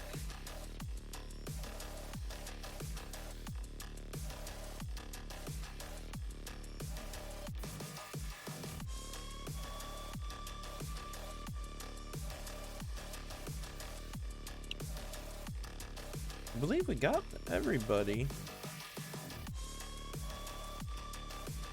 Yeah, all players are here. Maybe one of them is doing something. You can give them the go-ahead if you want. Yeah, you can go ahead and give them the go-ahead.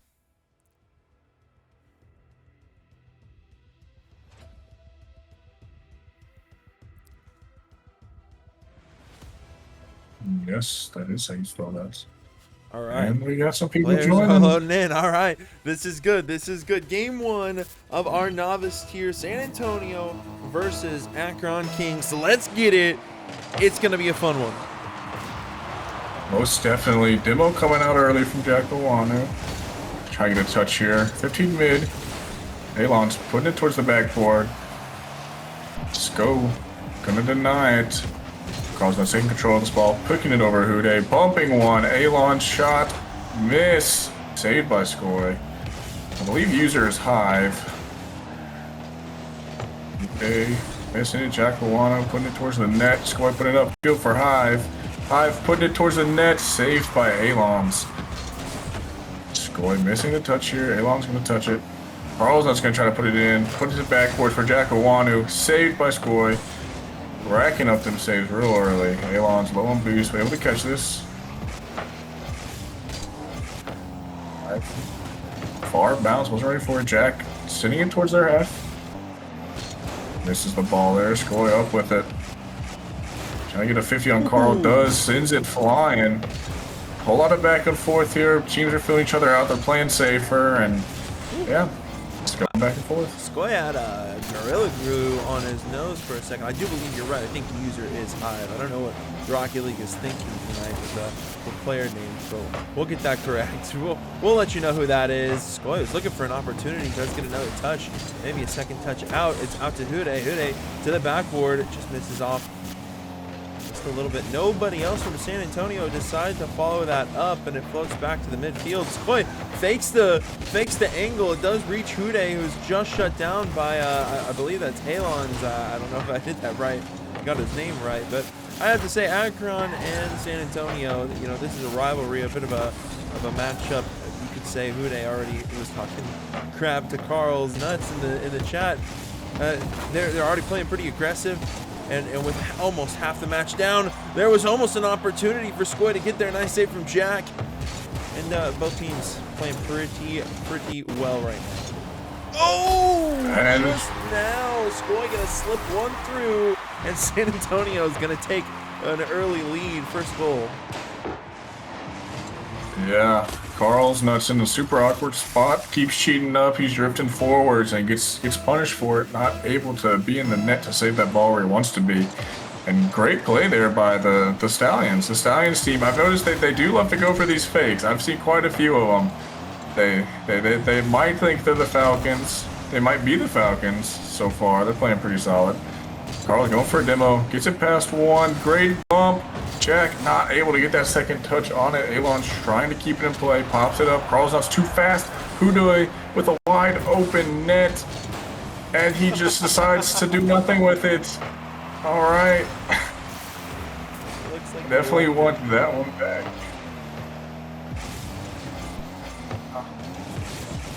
Jack on the attack here, trying to put it back forward. Hive able to read it. Great demo. And surely this time they score the wide open net, and they do. Hive able to put them up 2-0. 2 minutes left in the game. San Antonio already playing pretty comfortable, and it was pretty even for the first 2 minutes, 2.5 minutes. And then they got some pretty quick pretty quick goals in response to that time of nothing happening. Already a pretty good lead. Just all about if Akron's going to respond and work together or not. Carl gonna push one out. It's out to Alon. Does get a touch up. Tries to get that second one out to Carl again. It just comes. Oh, not Carl. Jack. It just comes up a little short. That pass play would have been a great opportunity for Akron to get one in. Is it Akron or Akron? I don't want to pronounce it wrong. A little touch out from Hive. Trying to get a pass out to Skoy, and Skoy gonna take that possession out to the back corner. Comes out just a little bit shy. San Antonio holding a pretty strong lead here. It's just all about how Akron's gonna respond. It seems like they're taking it pretty slow right now. Just do a feeler. Not seeing too much bad. Double tap attempts. Hude not able to get there. Skoy pits it past one. Hive gonna take this. Trying to take it over Alon's. Trying to go for the 50 mid. Oh, gets a 50. Not really. Ends up mid. Skoy low on boost. Last man here. Puts it up on the wall. Able to get some boost. Able to get it over one. Able to put it mid.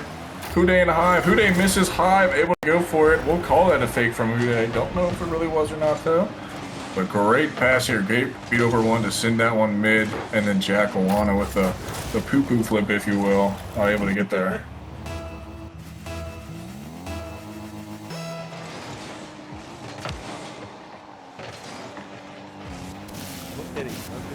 San Antonio playing pretty comfortable, pretty comfortable and confident right now in this first game, but with plenty of matches left, and Akron's just got to respond and get something cooking for them, get something swapped up on offense, some pass plays, some pretty mechs, you know. Oh, just off the crossbar from Hive. Skoy gonna do another one to slip through, and that's a 4-0.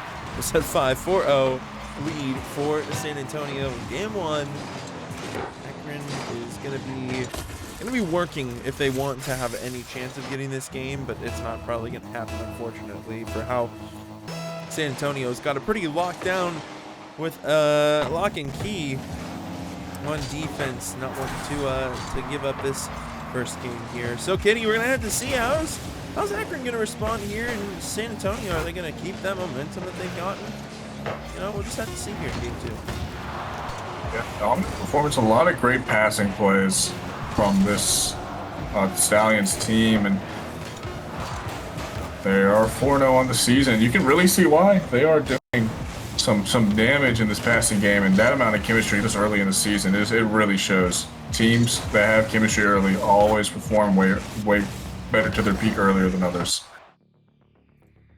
Absolutely. We'll just see how game number 2 works out, if it's gonna go in Akron's favor, if San Antonio wants to take a run of a mill and keep going, get that second game under their belt. I mean, they're playing pretty confident with a 4-0 win in game 1. Just kind of have to see how what they want to do, how they decide to continue forward. Yeah, Hude dropping a insane 88 points in a 4-0 win. It might as well be a 2v3, but you know, maybe we see a comeback. 2 players, just amazing level. Skoy specifically, great player, and then we're gonna see how the Kings respond. This is a good team. They just need to get it going, and we will see.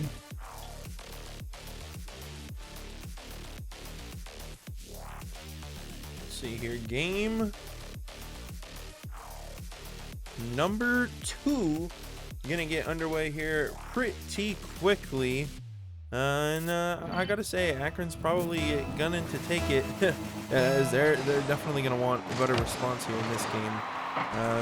You know, San Antonio, though, comfortable Skoy just a little bit too high off the crossbar, trying to get a nasty flipper set in to give them an early lead for San Antonio. That would have been gross. Akron kind of feels, I feel like they're a little shaken up, Kitty. I feel like they feel a little uneasy about this match.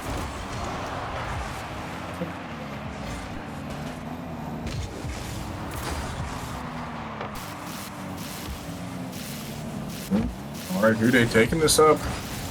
Double flip reset, most useful double flip reset of all time. Skoy trying to get to it, can't quite hide on the ball. Goes for the double. Hude able to get it. Decides he no longer wants to get boosted. He wants to join the fun. He gets an amazing double off the sidewall here. Carlsnut's not able to read it. Hude, quote unquote, farming Carlsnut's.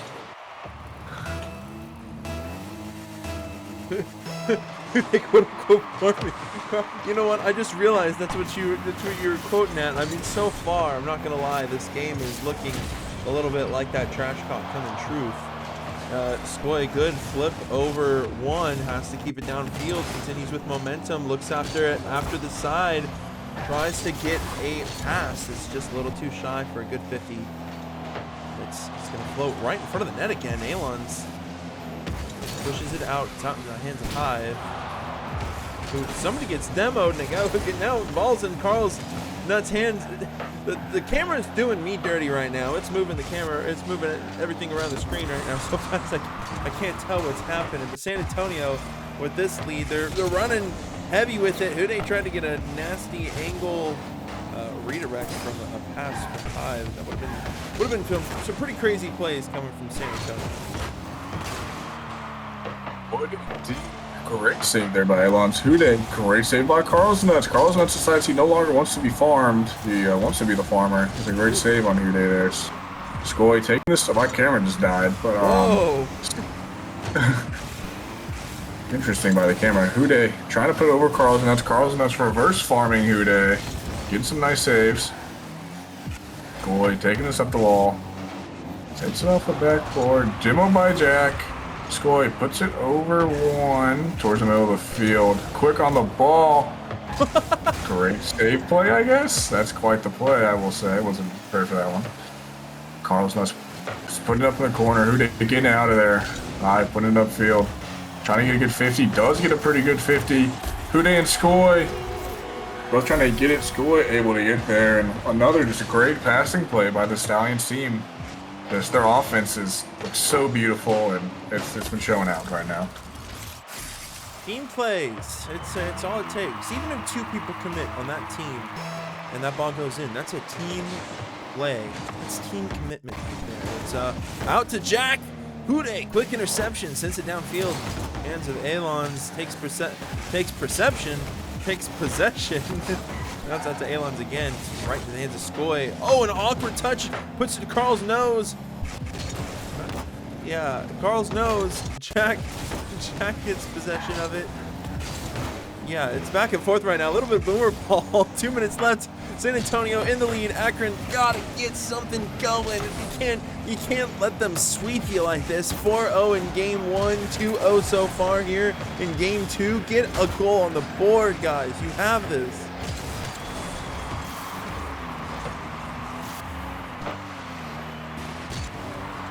Yeah, they're trying, but this team is looking solid right now. The Stallions team putting it up. Elon trying to put his sidewall. They're there. Great saves coming out. All in the corner here, a little awkward. Skoy is using his aura, I guess, to stop that play. Puts it mid. High with a very interesting touch. Hude should no world ever dive that. Does, and I assume they get punished. Never mind. Hive's there. They don't get punished. Definitely should have, though. Skoy taking this. Doesn't get the touch he wants. Tries to get the ball, not able to. Hude's there mid. Awkward spot. Surely. Okay. They get punished for that one. Unfortunate situation has occurred. Wait, no, not an unfortunate situation. I thought that was completely opposite. My brain was flopped out of my mind there because of the colors on the screen. Akron gets the first goal, and now we have a game. They are on the board. They're not getting shut down like they did in game 1. What was I speaking? I got colorblind and blind for a second there. Now it's 2-1. We actually have a game on our hands. It's just all about how Akron got to get that next goal on the board, and Jack was the one to get the first one. It's going to be an opportunity for them to get another. Alon's out to the side corner, puts it out to Skoy, going to take possession off the backboard, continues with it, meets Jack with the 50, has possession out to Hive, puts Alon's in a 2v1 situation, who does succeed, absolutely flourishes, in fact, in that moment. And the clock ticks down. Akron has an opportunity, and Carl just sends it a little too high. It's off the backboard. That could have been the chance for the shot. Jack was looking for a slot of an opportunity. Akron's not let up yet. Jack just a little, or not Jack, Carl just a little too short. The ball is still up. Hot potato, and Akron could do it. It's to the corner for Alon's. Carl's nuts out to the sidewall, but Hude quick to put it down and shut it down. San Antonio take game 2. Yeah, I mean, great game from them. The orange team shows out a lot more here, but in the saves department, just saving the shot count here from the Stallions. It's 8 total shots, quite a lot. Just not able to prevail. Hude able to put more than 88 points on the board, and they win this one. Go into game 3. The Kings do show signs of life, but this Stallions team is showing very strong, and it would, they can obviously go 4, but it does appear the Stallions are just too good, and that they will take this in 3. Yeah, San Antonio, they're definitely playing confident and strong right now. I mean, Akron, at least getting 1 on the board means that they have an opportunity to flip it. They just have to shut down the momentum that San Antonio has very much so built up for themselves, and it's a hard thing to do. We have biggest of fellas TV says San Antonio gonna go 3-0. Trust. So now we currently have a guest at 3-0 for San Antonio. We gotta see Akron. Gotta respond here. Gotta get something cooking and going. Don't let San Antonio wash you away here. Definitely what you need to be focusing on is to just stay in it. Stay in it. Yahuana putting a shot up on that. Alon's able to try to make that a little bit harder, but 3 blue defenders in the way, making it a little bit harder. Skoy beat. Carl's nuts not able to get the pre-flip into that. Hive sending it past 1. Alon's putting it back in this corner. Jack up for it, not able to do anything. Carl's nuts dead in Florida. RIP. Hive going for a 50, gets it. Looks like the first man was in La La Land. Jack going for a double here. Skoy not able to get the touch, open-ish net. And second man not quick enough to get there. Hive with this ball. He's going to take this off the ceiling. Gets a flip reset. Gets another? No. Doesn't matter. That is not what you want to do if you are if you're the Akron Kings. He gets a flip reset on it. Not able to get the second. It didn't appear. And then Alon just poos his pants there. Own goal. It's quite unfortunate. San Antonio, though, they're gonna take the 1 goal, the lead here in game 3, and it's comfortable for them if they can hold that. It's good. It's what they want. if they want to take away. Akron, though, it's the worst. It's not something that they can afford. They need to get a goal in, and they got to get a game under their belt here to stay alive in the series. It goes out to Carls. He's looking for Alons. Alons puts it to the wall. Hude quick to respond, though. Does get it passed in over Jack. It's going to be a waterfall opportunity. It's Hive. Hive's up. Does get the flipper set, but unable to follow it as Jack gets it away. Skoy going to take their turn for possession. Out to the side. A pinch from the corner. It's just too fast. Hude unable to get there in time. Out to the side wall. Carl's nuts. Quick clear. And it's a float out. It's going to be dangerous, but Skoy quick to clear it out. San Antonio not going to let Akron get too far ahead. Still putting the pressure on Akron. They still had Akron had a little bit of time to breathe, but they had to take that opportunity and that moment to do something with it. They just weren't unable to do so. San Antonio still going to hold this lead as Akron looking to respond. Yeah, I mean, I'm just noticing that Stallions' touches have way more purpose, it feels, than the Akron's touches. Akron's touching the ball, but it doesn't look like they have too much intent behind that. While the Stallions, every touch just looks like they know exactly what they want to do with it, and it's working for them, man. They're playing great right now. Skoy up for this 50s across the entire map. Hive there to collect. Not able to touch, playing a little too fast. Hude puts it on net, saved by Jack. Way up for it, off the ceiling. Tries to go for the double off the ceiling, not able to. Sits it on the wall. Alon's not able to get there. Just sneaks it past him. Never mind. Alon's able to get the save. Skoy up for this. Never mind. Hive cuts him. Ooh. Playing low. Oh, what a 50 to get that. Man. Hive playing this great. Blunder one. Fakes it low. Does he musty into that for the flag? That is certainly interesting. What a play. That's just, I never thought I'd see that one. Great play, though, to put him to 2. Lucky 50, kitty. That was just a little crazy 50. I don't know if they meant to actually get the 50 like that or not, but it paid off for him. Hude looking to hit Skoy, who does get it off the side of the wall. It's just a little too shy. Man, kitty, San Antonio, they're pulling tricks out their hats now, man. That they are. And there's some pretty cool tricks. Not gonna lie, I like these tricks. They should keep up with these tricks.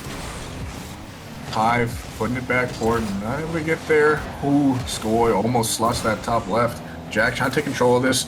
Can't beat Hude. Skoy has to go back. Hive gets it past one. What is Orange doing?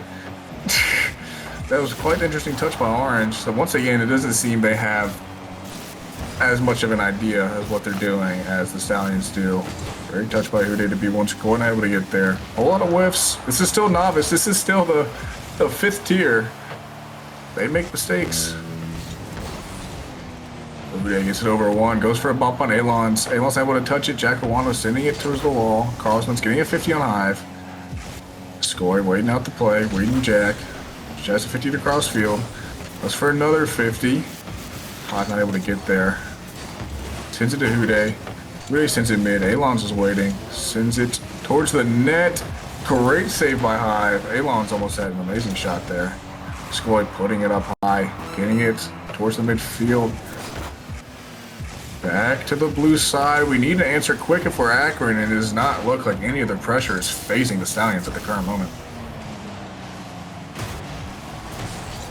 San Antonio. Oh no, what am I speaking? It's the color again. Akron gonna get it through.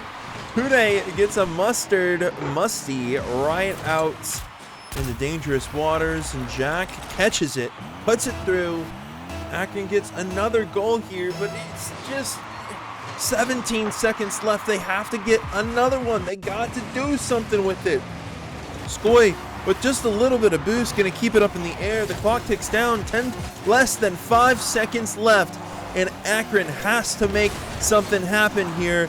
If not, it's going to be down, and Jack, unable to keep it up, lets it slip, and San Antonio takes it 2-1 in Game 3, a 3-0 sweep for a series. What a set of events. This Stallions team keeps proving why they're number one with another great game, sweeping this time. And it just looks amazing. This is more teach tape from them. If you're in the novice tier, watch these guys. Watch how they win. That's it's next level for the novice tier, man.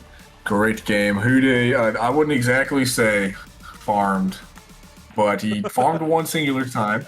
I don't know if I'd say he farmed the whole series, but great game from them. Yeah, love that series. It may have only gone to 3, but every game, or at least the second 2 games, were real close, and you couldn't count anybody out. Oh yeah, I mean it was still a great set of matches. The only thing was like San Antonio extremely comfortable and confident, and that's all it took for them to take that series. And you know, Akron, they played well. It was just they weren't getting the goals in when they needed to, and not at the right time. So definitely a good set of games, good set of events. But you know, hey, you've heard enough from me. Kitty, are you on the next one? I'm not. It'll be 2 different people. Two It'll different be people? Ewu and Who is? and Poke Let's see. Ninja. It is Owie and Poke Ninja. All right. You don't have to worry about me being here anymore. You get to see enough of me. My name is Nuki. Kitty was the wonderful person joining me on the desk and been caster for the past 3. Thank you so much.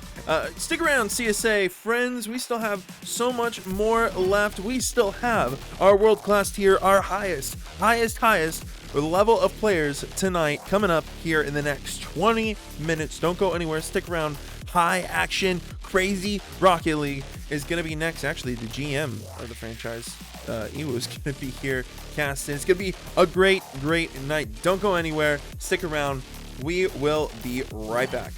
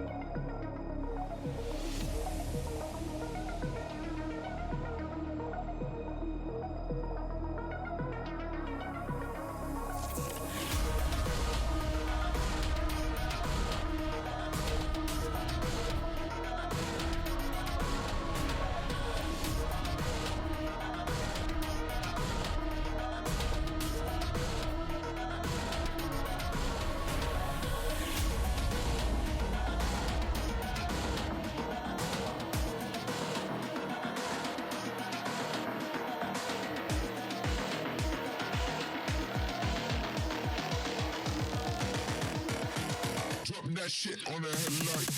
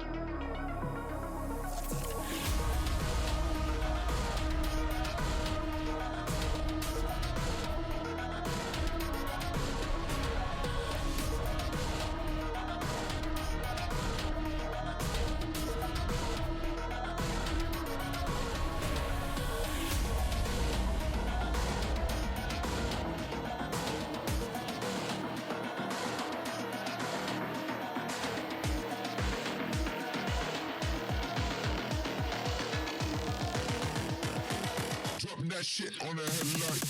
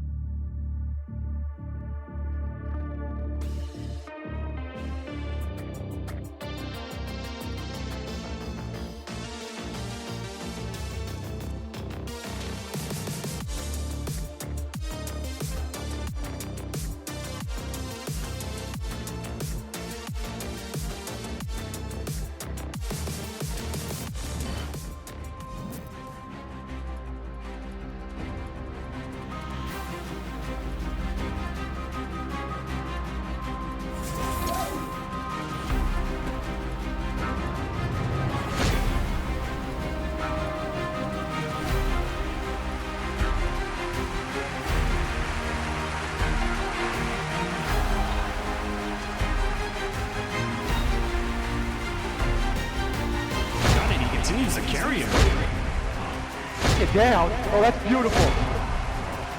Shot bottom right corner. Opposite Corey, Geosynth.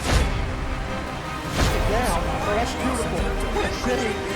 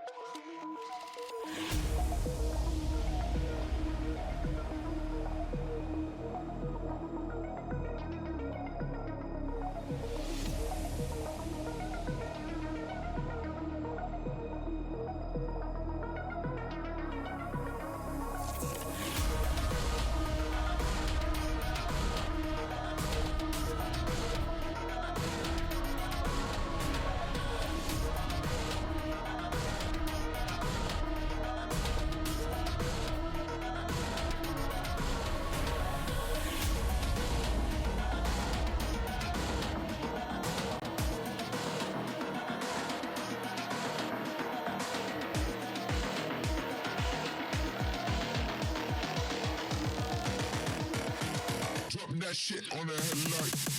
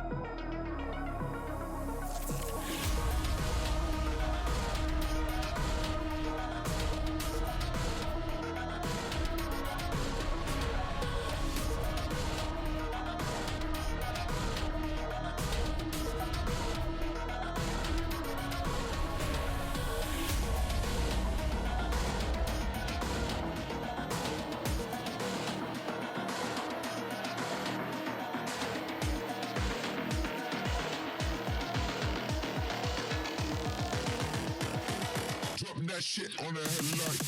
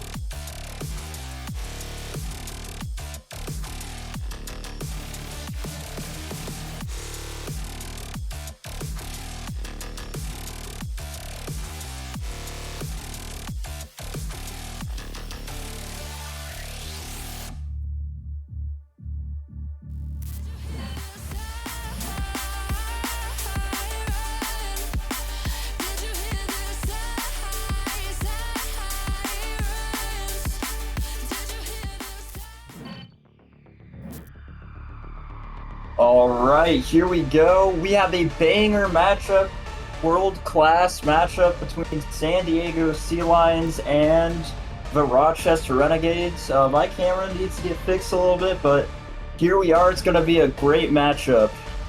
Yep, and I'm here. I'm Power, of course, joined by Poke Ninja, and I'm the GM of the Rochester Renegades. We've seen them play here a few times before. We get the privilege of playing on the stream slot a little bit more than the other teams. I don't know why, but I'm here for it. And we saw just a great series previously. I wasn't able to watch it myself, but I heard that it was a good one. We'll get into those replays here shortly. And Poke Ninja, who do you have here coming in? San Diego versus Rochester. Who do you have winning? You know what? Because I know he was the GM of San Diego, and I know the Chargers won in football today last second. I think San Diego is going to take it 3-2 on this one. I think they just have the more power and more strength than the Rochester Renegades, although their record is a little bit weaker compared to them, sitting at 1-3 heading into the night, where Rochester's 2-2. I still think San Diego has more of the skills to pull it off. I will say Rochester definitely has more power. I'm on that on that franchise. Jokes aside, though, I do think it's going to be close. Both of these teams sort of in the middle of the pack standing. San Diego, like you said, a little bit lower down. But I would definitely not count them out. Snaz, one of the better players. You know, he's trying to lead that team to a victory. And of course, he is joined by Riley and Dribs. And overall, I feel like that's a pretty solid roster. Yeah, I think that's very solid indeed. I mean, you have some of the top tier talent of NA, like almost like semi-pro to professional level, and when you're playing that high, it can be really interesting to see just some of the stuff that goes on. And Snaz, getting almost into an RLCS regional. That was really close there. Got 17 for 20 certs. So yeah, they have really high caliber players that's going to play tonight. Yeah, and we've seen sweeps earlier. We just saw Novice San Antonio taking down Akron, Hude and the squad getting that one done. And then we saw Academy, Denver get swept by St. Louis. St. Louis continuing that dominance that they've shown all season. And then earlier we had Premier result go in favor of Atlanta. We'll see how this one goes. I'm hoping for, a closer series for the content's sake. You got to end off the night with a bang. Yeah, I completely agree. I want a Game 5 overtime. I think that's what we all want to see here. Just some insane back and forth matches. And yeah, But yeah, I think San Diego really has something to go for them. However, yeah, Rochester, they have gear flying. I think they also do have what it takes to compete here tonight. Yep, gear flying and vanish. They started the season off a little bit slow, went 0-2. And then they brought it back the second week, and now they're looking to make it happen week 3, continue that run, continue that win streak that they got from last week. So they are coming into this week a little hot. I'm hoping, of course, biases. I'm not even going to pretend to ignore that they're able to continue that streak and show out really strong here. Their match previously, though, was rescheduled, so they are coming into this completely cold. I believe San Diego did play their previous match. I don't know the result on that one, but they will be warmed up and ready to play. Yeah, I mean, San Diego last week got their first series win of the season. I don't know the previous match results just yet, but we're hoping to continue some of that success there, get over 50% and get into some higher score in series.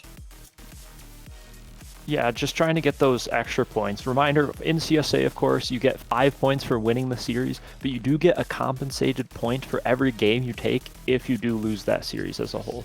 So, for example, if it's game 5 and you lose, you did win 2 games, so you get those 2 points. You get a little bit of benefit for taking that and making it a close series. So either team here, even if they don't win this, they're still looking to be on top of the points, even if they aren't, getting the series win. Those game wins do count.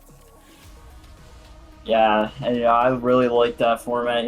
Still get credit for taking off some games. It could be really interesting to see later down in the season when playoff spots are on the line and stuff, and also for major spots. When it's on the line, maybe a team only needs to win a game because they're that close in points to take the lead over them. It's very interesting how that works. Yes, or even tiebreaker implications. We look at the game diff eventually, and it does make a difference at the end of the day. There are teams that have gone home because of it, and teams that have qualified because of it in the same way. It's just as important. Every game counts here in CSA. There isn't a single game where you show up and you're like, there's nothing to play for. Yeah. I should be getting everything all set up here. 1 moment. All right. Yeah, so definitely a lot to play for. Very excited to get into some of these matches. I know, very high tier Rocket League. I'm very excited to see. I recognize a few of these names from watching RLCS and NA qualifiers, so I'm really excited to get to be able to cast these guys, and I'm very excited to get into the matches here. We're still waiting on them to load in a little bit here. However, we'll get started very shortly. Yeah, one of my players, Manzor Flying, is currently in an overtime game, so we're waiting on him to finish up.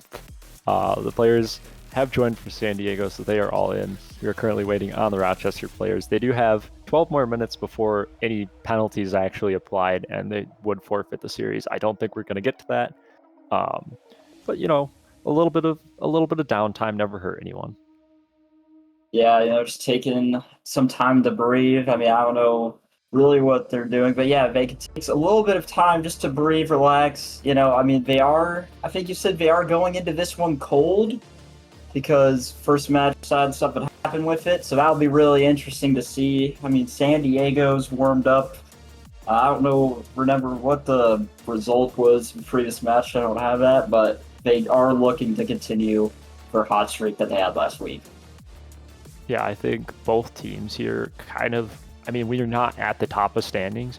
You really can't afford to continue to lose. You need to start proving that you're a better team. You need to start getting those wins, getting those points on the board if you're going to go into Major 1 in a good position and get a good seed. Because at the end of the day, Major 1 is single England, right? If you face someone who's really good and you might say be a top 8 team, but you're placing the number 1 or facing the number 1 team going into Major 1, it's like, you only get that one chance. Yeah, I mean, single limb, especially in these higher tiers, are so rough because you could be loading into match 1 if you're 8 seed against names like Gyro and Chronovia and all those other people. So, very tough competition here in World Class. Yeah, for sure. I mean, the growth of CSA from Season 1 to Season 2, it was insane. As someone who had to scout a lot of that talent, it was very cool to see entirely new names fill our World Class tier. There wasn't a single person from Season 1 World Class, besides for Cosmic and the clear, ones where they're a head and neck above the rest of the competition from last season. But overall, just lots of new talent in here. I'm really hoping that they're enjoying it here. I know I'm enjoying seeing all of them play.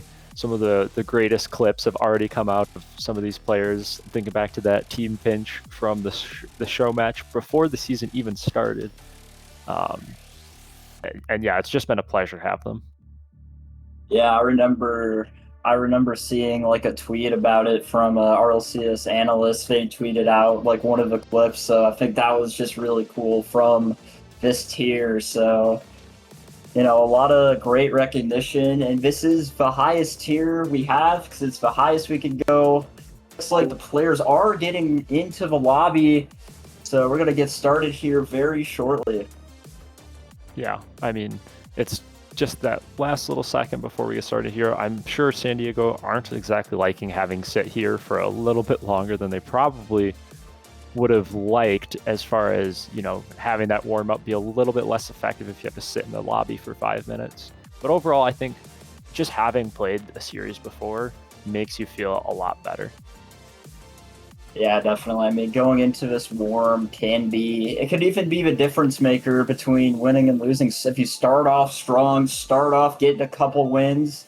I mean, I know it can be back and forth, but if you start off with a win, you only need 2 more left to take the series. So yeah, definitely crucial to get things going, especially if you're warm. You start off hot, and I think that's what San Diego wants. Yes, I mean, as with anything, Game 1, it's not crucial that you win it, but it's a very good indicator of who's going to take that first step into the series, who's going to take control of the series. And if you have a dominant Game 1, that can roll into a sweep, which we've seen, the past 2 series tonight went into that so quickly. And just, before you know it, it's over, Yeah. So Game 1 is pretty important here. Not the end of the world if the team loses it, but they want it to be close at least. And players are joining up. Here we are loading into game number 1 here on Manfield Night. Kickoff start now. Here we go, right off kickoff. You're going to see San Diego in blue, Rochester in orange. here. Dribs gonna take it to the corner. Great kickoff. Vanish gonna hold it up high. Dribs off the ceiling, gets a touch, not far as Sizz. Snaz is gonna go up flying, gonna try to pass one to the mid. Gonna be to Dribs, can't quite get much there. Ryo kept trying to get something going. I like the kept in the last name, that's really funny. And it's gonna go out to Vanish and get cleared out to the corner. Yeah, this ball now here in the midfield. Riley up, trying for an air dribble, gets challenged from flying, bumped off that ball.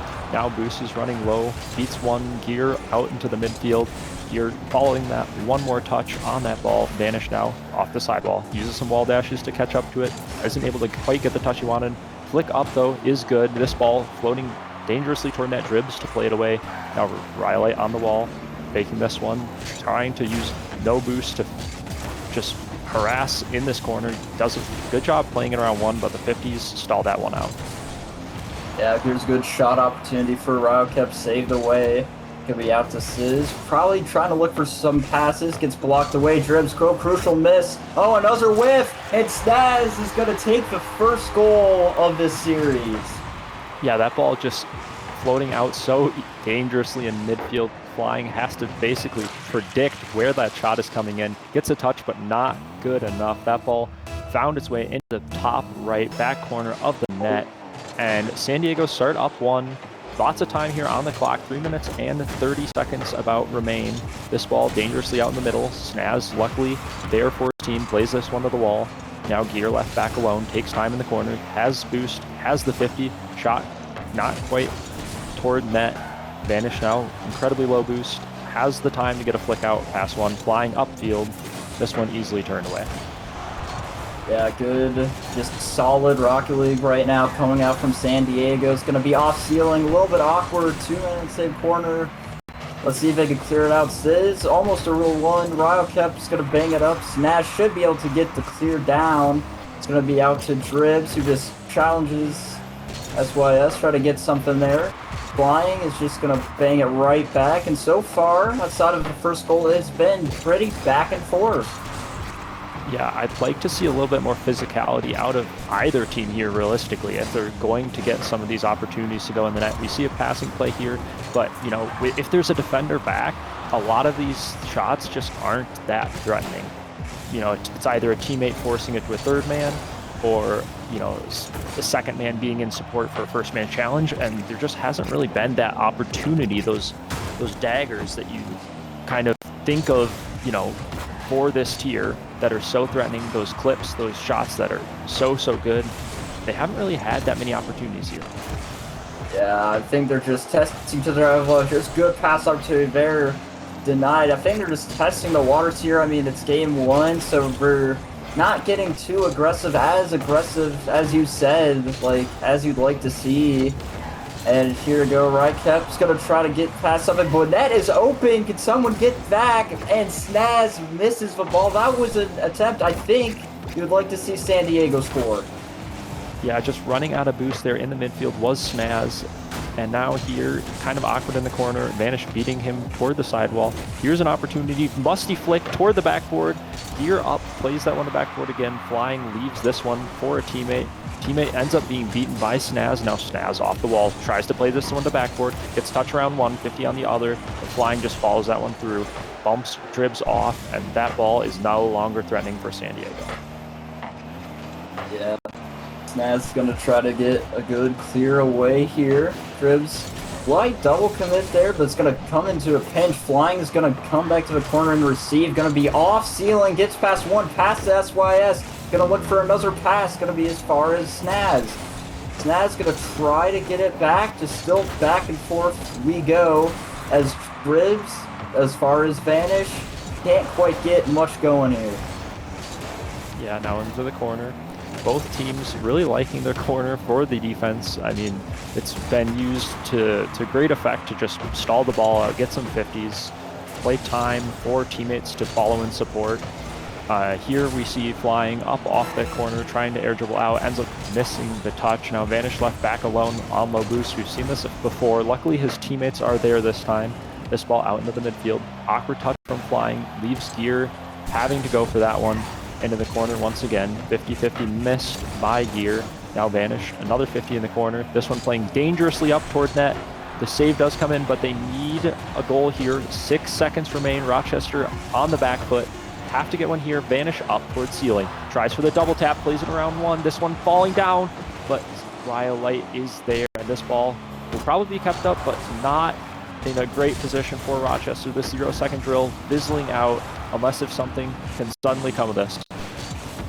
Yeah, ball's still up, and there it goes. Ball gets down to the ground, and San Diego will take the first game. And I will say it was just a very back and forth game. No one a little scared on both sides to make any moves. I mean, San Diego got the goal off of like a misplay from Rochester, so just a little. I feel like there's a lot of, I'd say, almost hesitancy in both these teams.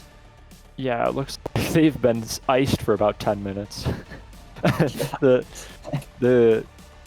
decisiveness isn't there yet. I'd say both of these teams, I feel like they're going to be a lot more confident going into the second game. Rochester, they've got to feel like, they had offensive opportunities, they just didn't make the most of them. And then, of course, San Diego got to be happy with their fundamental defense they played. They never really looked in a bad position. There was opportunities, of course, for Rochester, but overall, San Diego doing a great job just absorbing that pressure. Yeah, San Diego, good job absorbing pressure. Just looked like clean, solid Rocket League on defense here as we start game 2. Rochester looking to fight back here early with a goal from Sizz. And that is the type of bump play that I was talking about. You have the advantage, you have the 2-on-1 situation, force the play, force the defender to make an awkward touch or an awkward jump, and that is how you do it. Take those opportunities, make the most of them. Finally, San Diego not looking completely comfortable on defense from a quick kickoff. Yeah, San Diego now, one's on the road, down 1, 4:45 left to go. Still a lot of Rocket League to be played in this game. Snaz is going to 50 it out mid. Going to try to get it to Drebs. Passing play maybe for Ryo, kept off sidewall. Can't quite get the read. It's going to go down the other way. Snaz going to pop it up for himself. Can't quite get it. Sid's going to play it back to the corner. I don't know how much I like that play. Ball bounce mid. Awkward. But they save it away. Good save there out of Rochester. Definitely needed that one. The goal line still, though, looking very awkward. This ball not super comfortable. Snaz pushed up a little bit too far, and now you see a transition play. Dribs to the wall. Vanish tries to play this one out mid. Rhyolite easily there for the touch. Snaz up. Pops this one high. Ryo up. Toward backboard. Here defends that well. Yeah. Here, good defense coming out from Rochester. A little awkward at times with making it work. Here's now an offensive chance for Rochester. San Diego a little bit awkward, able to manage for now. Here, it's going to come off the ceiling, saved away by San Diego. Ball's still a little bit dangerous, but San Diego's going to clear it away. Yep, and off of the backboard now into the midfield. This ball not making contact on either player. Snaz now to the backboard. No one up for either team. This ball playing out into the middle. This one being left for Vanish. Good communication there from Rochester, knowing that there's people in support. Now Rhyolite into the corner, plays this one around 1, plays it around 2. Gear rushing back, gets a challenge early. This one threatening off of the backboard, double tap impending. Shot opportunity not good enough. Flying low boost. San Diego kind of on the back foot here for a little bit. The ball played to the wall. Dribs is there, plays this one up toward Vanish. Vanish turning that one away. Yeah, it's just so far good defense from Rochester. Here's a quick counterattack though too, and Vanish will get the goal on the counter. This great goal from Rochester. Yeah, just the speed in the midfield completely beating the defender. No third man found for San Diego. That's now a 2-0 lead. Still plenty of time on the clock, almost 3 minutes. San Diego definitely have an opportunity to bring this one back, but they need to take advantage of when Rochester has those low boost goal line saves, right? They're on the back foot, but they just push up a little bit too much where one easy touch is able to outplay a San Diego offensive player, and it gets just, the pressure's relieved too quickly. Yeah, it's Gotta keep up that pressure as Flying will put another one in. Flies the ball to the goal, and Rochester will go up 3-0 in game 2. Very good speed on that read. Pre-jumping that corner bounce is a little bit hard if you don't know exactly where it's going. Did save a flip to adjust if needed. Barely even needed it, just slotted it with so much power. And now Vanish on the goal line. Really awkward touch. Both players committing for Rochester, keeping San Diego out at all costs. Vanish off the ceiling, just killing this before it even has an opportunity to be a play. Yeah, I mean, so far this game, it's looking like Rochester has just been the faster team. As there it is again. Gear will make it 4. Just the speed from this Rochester team just completely outpacing San Diego. Yeah, making it look good. Vanish playing it around 2, the biggest open net of the series so far. Rochester now up 4, 2 minutes remain. San Diego not really having any chips left in this game, but hoping to possibly start to stack the odds in their favor going into the next. Yeah, I mean, now you just want a goal. You want to stop them from running up the score. You just want to get a goal, get some momentum going into the next game. That's something that really helps there. A good passing play would do it to be a good momentum starter for San Diego, but right now it's still just look empty. Here's a good chance, though, but no one's really there. Yeah, I feel like overall the team play has definitely stepped up from Rochester. They're finding each other a lot more on the offense, and here this other shot opportunity. Flying puts it away. 5-0 on the scoreline. San Diego pushed back. Yeah, I mean, I like how you were discussing about those passing plays. It looks like Rochester has been going for a lot of those passing plays. I haven't really seen much creative offense coming out of San Diego.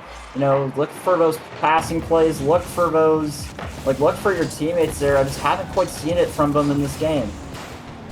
Yeah, and there are more miscommunication comes out. That is just an open net for Flying. Disaster class for San Diego. They are just, I mean, at this point, it's been garbage time. They're trying to just push for a goal. But if you keep overcommitting and getting scored on, I feel like that's worse for the mental than if you were to just play solid and be like, all right, yeah, we let it go early. You know, they scored 4 quickly on us. But then, we held them. We started to get our groove back. We at least prevented them from getting more. But here, they really don't have anything to write home about unless if they're able to turn something away at the very end. And at that point, it's like, all right, now you're just playing for the Brazil. Yeah. And I mean, you really just want a goal. You want something to cling on to just to get your hopes up for the next game. Because so far, Rochester looking to have all the playing cards in the deck right now. As the ball's going to go back mid. You know, I think San Diego really have to step it up. Here's a good play chance, but still can't quite find anything here. Yeah, it's just like solo. I mean, it works. I was going to say, it just looks like solo play after solo play with no team play, but then as soon as they end up finding the teammate, they end up getting the goal. Rochester, accidental double commit, not the play that they wanted. 25 seconds left, still, of course, not winnable for San Diego, but they get what they wanted. Yeah, they get a goal here. There's the offensive creativity I want to see out of San Diego. Look for the teammates. There it is again. Good pass attempt. Bringing that, if they can bring that into the next game and survive the pressure and hold defensively from Rochester, I think they could definitely bounce back from this deficit. All games tend to Brazil. It's just the law of Rocket League, I guess. You can't have a 6-1 scoreline and not have it be 7-1. Yeah, Brazil, Gear says, plus aura for getting that Brazil. Honestly, respect to San Diego. Yeah, they followed through. Yeah, respect to them. And now San. Yeah, they they did get the one goal. I was gonna no. I'm the one cutting you off. I'm gonna ask you though. I'll bring it back to you. Do you think that one goal will allow them to make adjustments here, and they'll be able to, answer back? I mean, Rochester looks really good right now. They have all the firepower. However, if San Diego can really get things going, if they can start finding those team passes, they might have started a little bit slow, but if they can get into this match, I know these players are more than capable of getting back into this series. Yeah, for sure. At least for me, at this point, I'm feeling comfortable in my roster. They look a lot more warmed up now. They look a lot more ready to continue that offensive pressure. So I'm going to be continuing to back them. I think they get the next 2 games here. Although San Diego started to look better at the end there, besides for the own goal to make it 7-1. But, you know, like we said, that's just obligatory. They have to do that. Yeah. You know, you can't end it on that 6-1. It has to be Brazil. You know, respect to San Diego for that. However, look at Giervo, 3 goals, really just playmaker for Rochester. Here as we're going to get ready to go into our 3rd game. It's going to be on a new map. Yes, the mall. A lot of players that I have personally talked to aren't the biggest fan. I'm not exactly the biggest fan, but alas, here we are. See how they adjust to the fact that they are now incredibly blinded, and it is so much later in the night, and they're getting flashbanged by a very bright map. Oh, this gear will start off things strong for Rochester. You know, the brightness of the map might have just gotten into the eyes of San Diego there. Good passing plays from Rochester as they continue on their dominance from last game. The lights are too bright. Unfortunately, they're shining in San Diego. Rochester able to get that one away. Passing play to the midfield just leaves that with so much pace, so much power. No one back on San Diego. The attempted flipper set from Snaz ends up going in. This backwards touch, so confusing to read as the defender. You know, Vanish has to try and play all the different options, and the miss butt touch, I don't even know what to call it, ends up finding its way into the back of the net. Yeah, just a little bit of misplay, just awkward a little bit on defense. However, good start for San Diego in this game, much better than last time, and there it goes. Yeah, you gotta feel like kickoffs are one of those things where it's in your power, but at the same time, it feels so unlucky every time. Every time it happens, you know, the momentum's completely killed from all that they just got, and they're back down. Yeah, someone wise once said kickoffs are the most important thing in Rocket League because it's the only thing that remains consistent within the game, as Snaz is going to get one to tie things up 2-2. Yeah, all of Rochester not in position there. Vanish pushing way too far up to get anywhere close to getting that one. Still tons of time left. The score just looking to be run up as quick as possible. We might get even more goals than the 8 that we saw last game. Yeah, and I'm all for it here. I mean, San Diego looking a lot better than they did last game. You know, going for more of those passing plays we did talk about. Snazvo trying to get a solo play going. Can't quite find it. Tribs is going to pass it up to Rio. Rio, flip reset. Can he get it past 1? Past 1. Can he get it past 2? No. And it's going to be cleared away to the corner. Tribs is going to collect. Gears up, though. Trying to get it to a teammate. A little awkward for San Diego. They managed. What was going on crazy. there? Yeah, that post bounce just completely messing up Rochester. They were not ready for that. Here, this somehow gets past one. Snaz and manages to stay on that off of the backboard. Incredible play from San Diego to keep this one out, but they're still getting tested. This is an awkward ball. Dribs finally relieving that pressure, getting it eligible to the opposing corner. Now tries to play past that one, then Flying cuts it out. Flying attempts to dribble this one through, goes for the flip, fakes it under 1, plays it around 2, but Rhyolite in that corner. This one, though, not where they wanted it, and Gear able to slot that one. I'm not even sure what happened. I think what happened here, Ryo goes too far up, gets beat, Tribs is awkward, Snaz is on low boost, and that's just top corner in your net. I think that's what happened there. Rochester takes the lead 3-2. Yep, 3.14 minutes left on, I guess not point, but, you know, I tried to make a pie joke, and here I am failing. Anywho, Vanish up off the sidewall, not caring about pie, just caring about the ball. Flying now with a flip reset, plays this one to the side, gets bumped off of that ball. Now Gear upward, flying, incredibly awkward, just leaves the ball, goes for the bump. Now Vanish to the corner with the flip reset, plays this one mid, flying there for the 50. This ball just so awkward for both teams. Both teams sort of stalling out in the midfield, into the corner again. Yeah, just into the corner, San Diego down 1. Good transition from Gear. Gear has been all over this game in this series as well, putting up a lot of points. Good pass out to Vanish. I mean, San Diego looks a lot better than they did last game. However, they still find themselves trailing at 1 at the half as they bring it into the corner as Vanish gets a pitch off of sidewall. 2 of them miss. Flying can't quite get there in time, and it's going to be cleared away. Yeah, time starting to tick down. Only 2 minutes remain in this game. San Diego do need a goal. We haven't seen one since about the 4-minute and 20-second mark. Now Vanish up on the air dribble. Tries to play this around 1. 50-50 comes out from Snaz. Now Gear into the corner. Tries to play this one mid. The pinch does end up coming out. Vanish is there to collect. Rochester just looking kind of calm, kind of composed on their goal line. Not too threatened. As I say that though, pass down to Snaz finds its way. Yep, there's a good passing play right there. It goes up off the ceiling, gets it, tips it down to a teammate.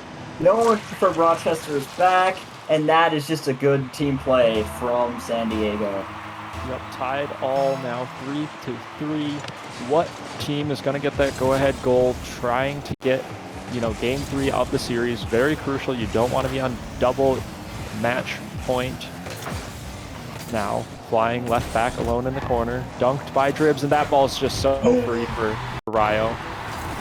Yeah, and in less than like 30 seconds, San Diego now take control of the game. Rochester just not really finding their defensive rotations, just caught off a little guard, and it's just open for San Diego. Yeah, minute 34 remain. Little bit of time. Flick out over 1.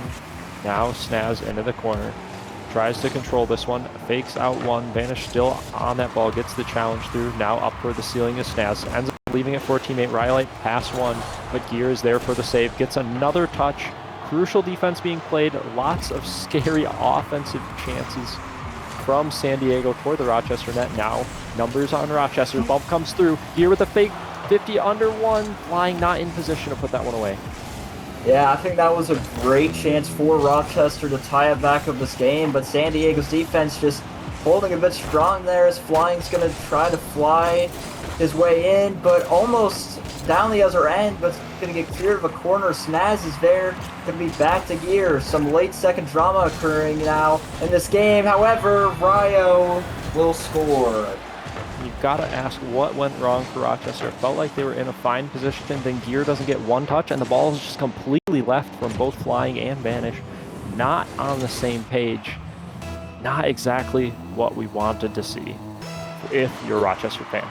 San Diego was pretty happy about that.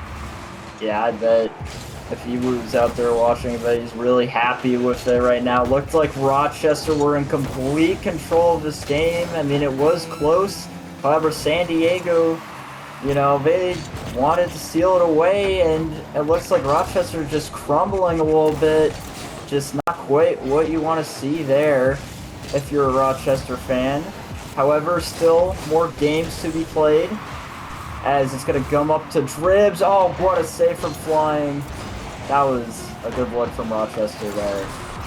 Yeah, I mean, but at the same time, it's not a good look because you have to have a pre-jumping defender to stop a passing play from going in. So it's great that they got that save. They're looking, comfortable on the goal line most of the time, but they need to be comfortable on the goal line all of the time. You can't be letting in 5 goals regardless of who you are. We saw it from, San Diego. As soon as you let in that many goals, you're just going to lose, Yeah. Overall, not a bad look from either team. I feel like they're both now properly warmed up in the series.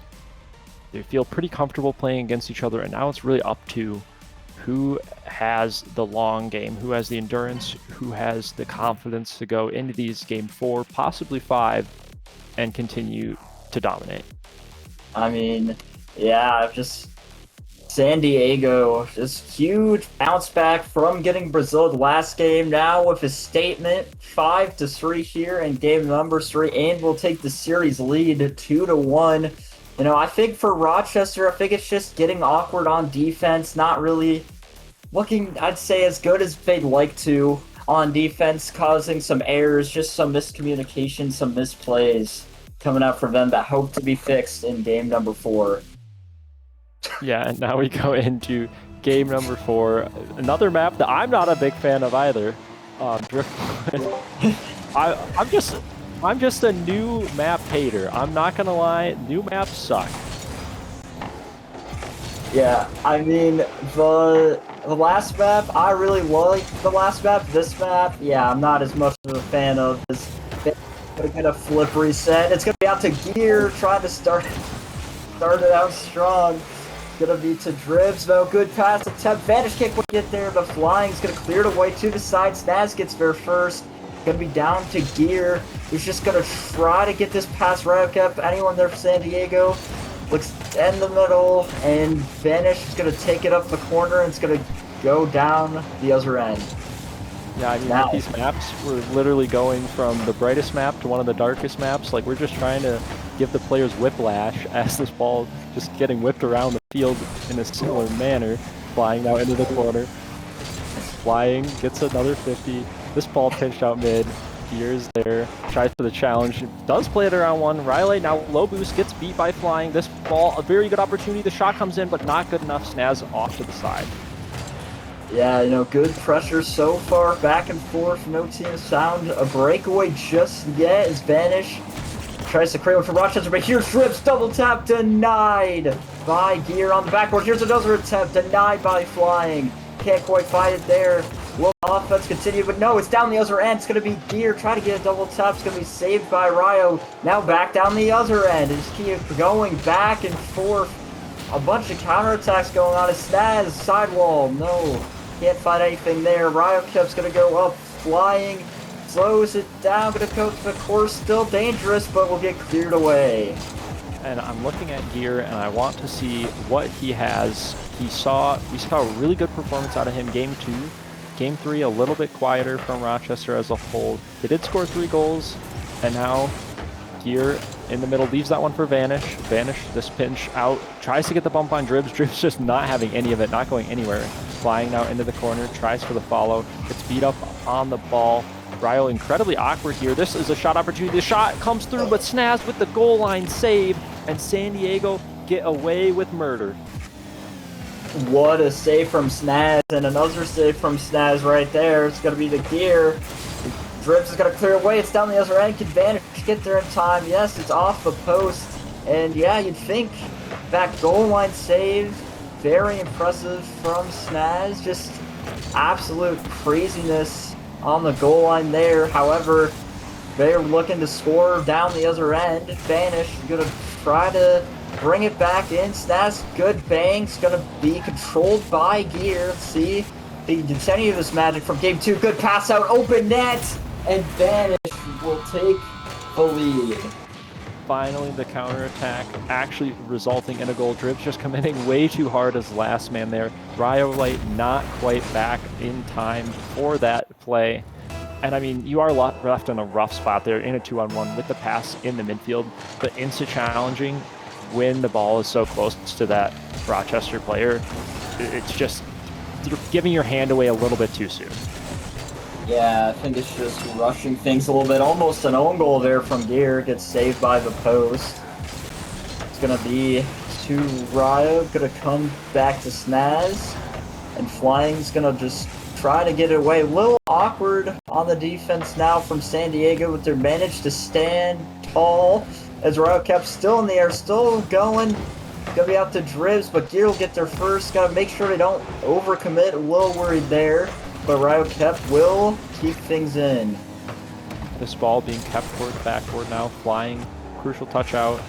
Vanish actually ends up going missing. Gear also going missing. This is an opportunity. Ball tapped a little bit too high though. The first touch not there for Rhyolite, and that could have been the difference maker. Now the ball cleared out, minute remaining, time ticking down slowly. Flying with a double tap opportunity, not quite able to put it in with the triple. That was a great chance there. Yeah, I think that was just an amazing chance to go up by 2-2, quite possibly seal this game away. However, 45 seconds, San Diego only needs one. They only need one to get in, but Gear wants to make it 2, and Gear will put it in. Yeah, a little bit of insurance here for Rochester, looking to force a game 5. Hopefully that'll be on Champions Field. Hint, hint, nudge, nudge. Yeah. Just because we'll finally get a good map. Yeah. 50-50 coming out. Vanish now with another 50. This one looking to go to Champions Field more and more. I'm happy as a Rochester fan. San Diego have some questions to answer.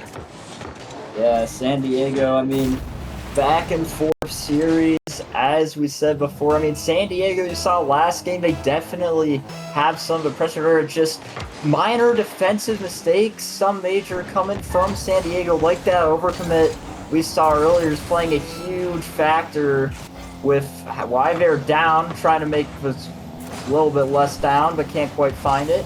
It's just the defense, they need to work on like some of those rotations. I know they have some offense there, they have to find some more pressure, and I think they can easily do well in Game 5. Yeah, honestly, this one's still wide open. I mean, we saw Rochester as a whole. They lead in goals. I think they have 13-7 currently.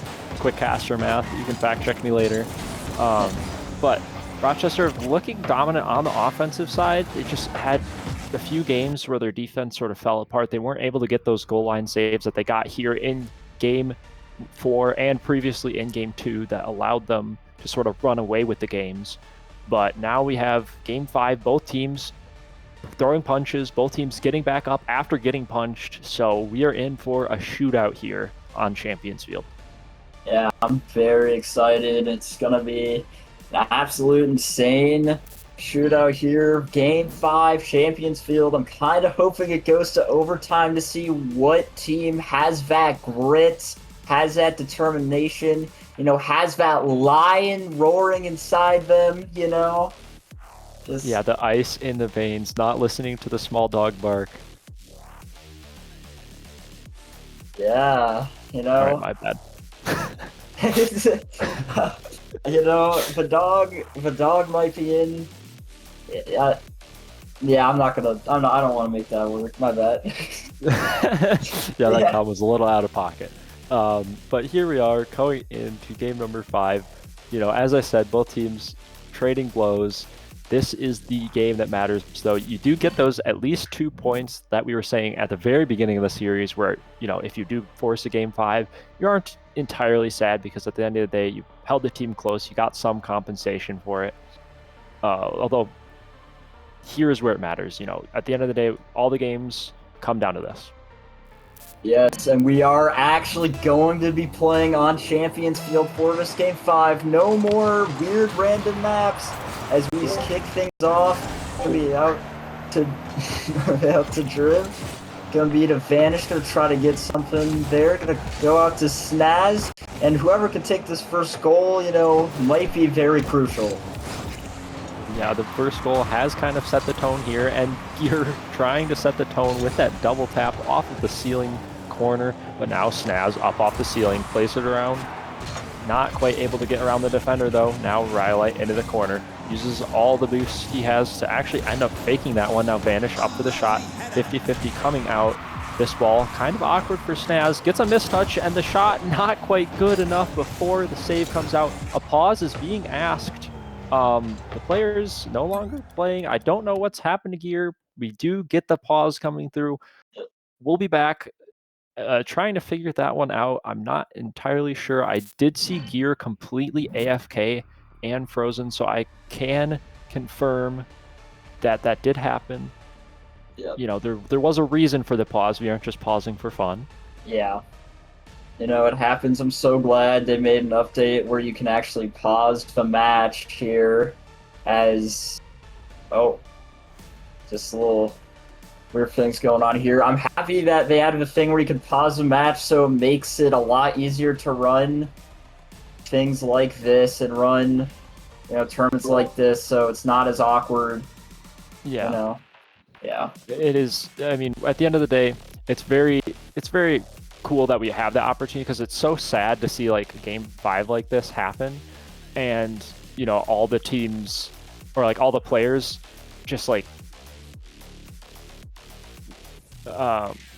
sorry, I'm being talked to by our producer as I was trying to speak. You're good. You're producing great, Nuki. I appreciate you. Anywho, like I said, it's so sad when, you know, you get to a Game 5 series on the line and it ends up being, oh, you know, we had a player disconnect and that's why we lost. You know, you don't want that to be the reason why you lose a series. So overall, I think both teams are glad here that the pause is able to come through. We will be restarting game number 5. Get you baited. Players are joining up right now. Right. About to get into the game 5 here. I don't know if we're gonna reset it fully or restart at the time that was listed. We're just gonna start it over. Just start it over. No goals were scored, so we're gonna restart the entire game. Everyone agrees on it, and we're gonna get in a little bit of some technical difficulties, but we are back in action, ready to restart this game number 5. It's gonna be a quick one out to Snaz.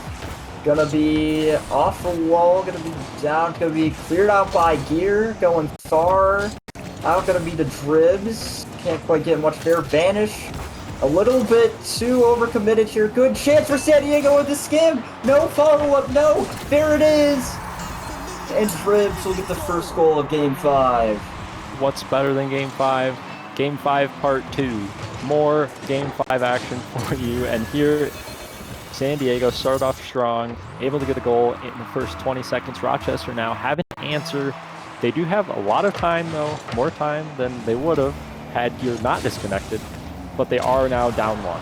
Vanish here with a pop shot. Ryo easily plays that one in the corner, has control, plays it around 2. But Gear trying for that challenge, forcing now toward Flying. Flying gets a touch to the corner.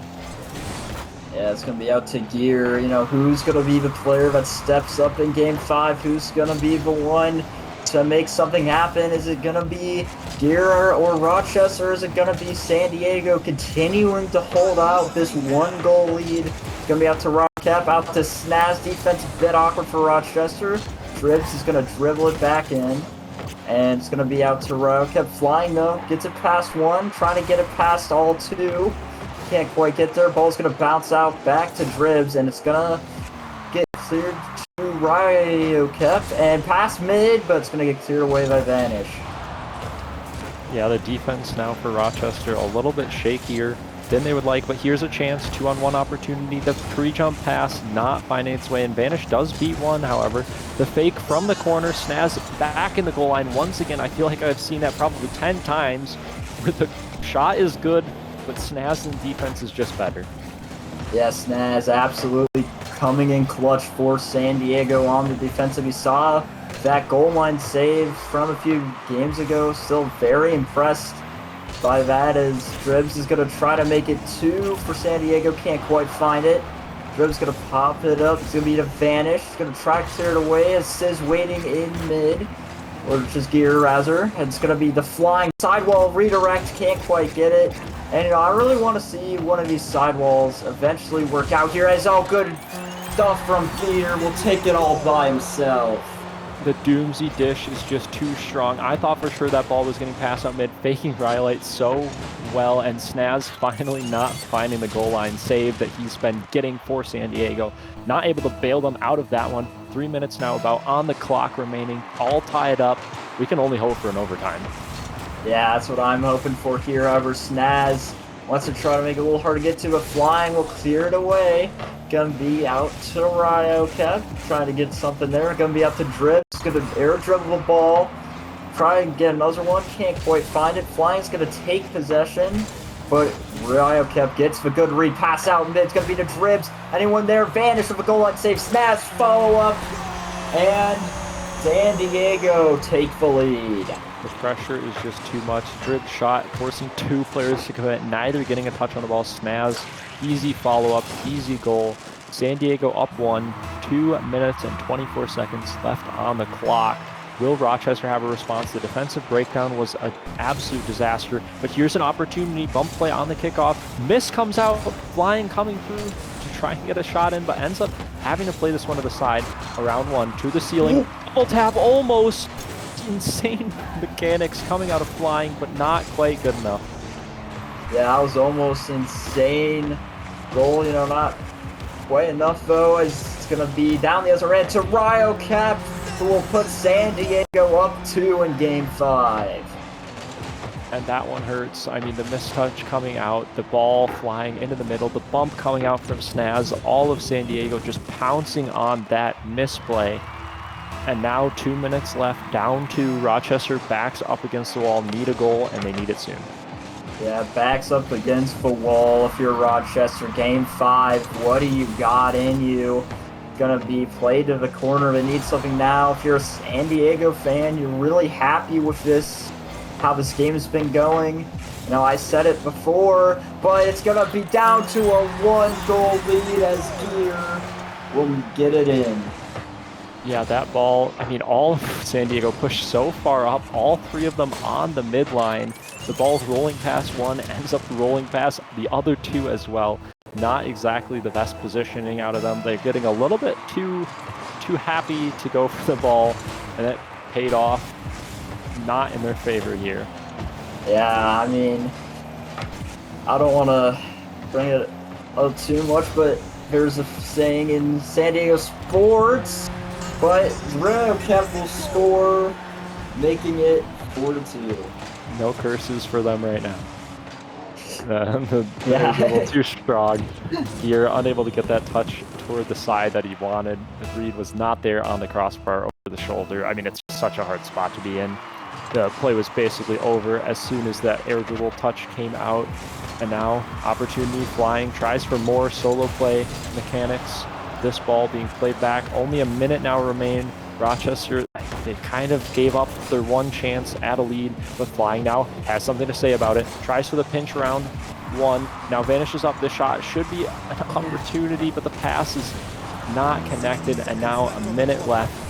Time ticking down. Rochester just getting pushed back. Yep, Rochester getting pushed back by San Diego, still keeping a good offensive front. Earlier I was going to try to talk about Charter again. Here's a good double tap, first saved away. It's going to be up. It looks like San Diego probably won't be doing that in game number 5. Another shot attempt. The San Diego pressure been too much to mount for Rochester here. Gear's going to try to keep it up. 20 seconds. You need a goal with time on the clock. It's going to be feeling down. No one's there. And Wildcat will just stall. More time off the clock. Going to be Dribs for the dagger. Can't quite get it. Gear, though. Open net opportunity. Can't quite get there in time. Going to be 10 seconds left. Can't do much of this. Needs score of time. And that's going to be it. Time just ticking down. Like you say, San Diego on top. Well played to them. GG's all around. Overall, great series out of them. Well-deserved Game 5 win. Yeah, very well-deserved Game 5 win. You know, I said it before the start of the series. I said San Diego in 5. I have it written down on my notebooks. Game prediction, San Diego 3-2 Rochester. And we get to see it here. So proud of that. Rochester put up a good fight against San Diego, but San Diego just showed more grit in the end. Yeah, I mean, both teams definitely looking really good on offense and really shaky on defense at times. And it was just an overall absolute shootout from both teams. Some very good opportunities didn't quite find their way in. And we saw San Diego come out on top of that one. Here's a quick look at the matches that we played tonight. I mean, overall, pretty standard night. You know, save the best for last. Close Game 5, but 2 sweeps earlier today and a close win from the Atlanta Aces to start us off. Yeah, just what a game that was going to Game 5. A lot of sweeps out there earlier in the day, but world class, always just so fun to watch. And that is going to do it for today. We hope you had a great night watching CSA Rocket League, and stay tuned. I'm Poke, and that is...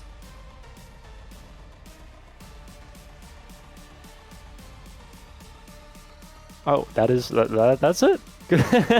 Goodbye, everyone. Thanks for watching Car Soccer Association. Make sure to drop a follow. You don't want to miss this action here every week, every Sunday, and I'll see you guys later.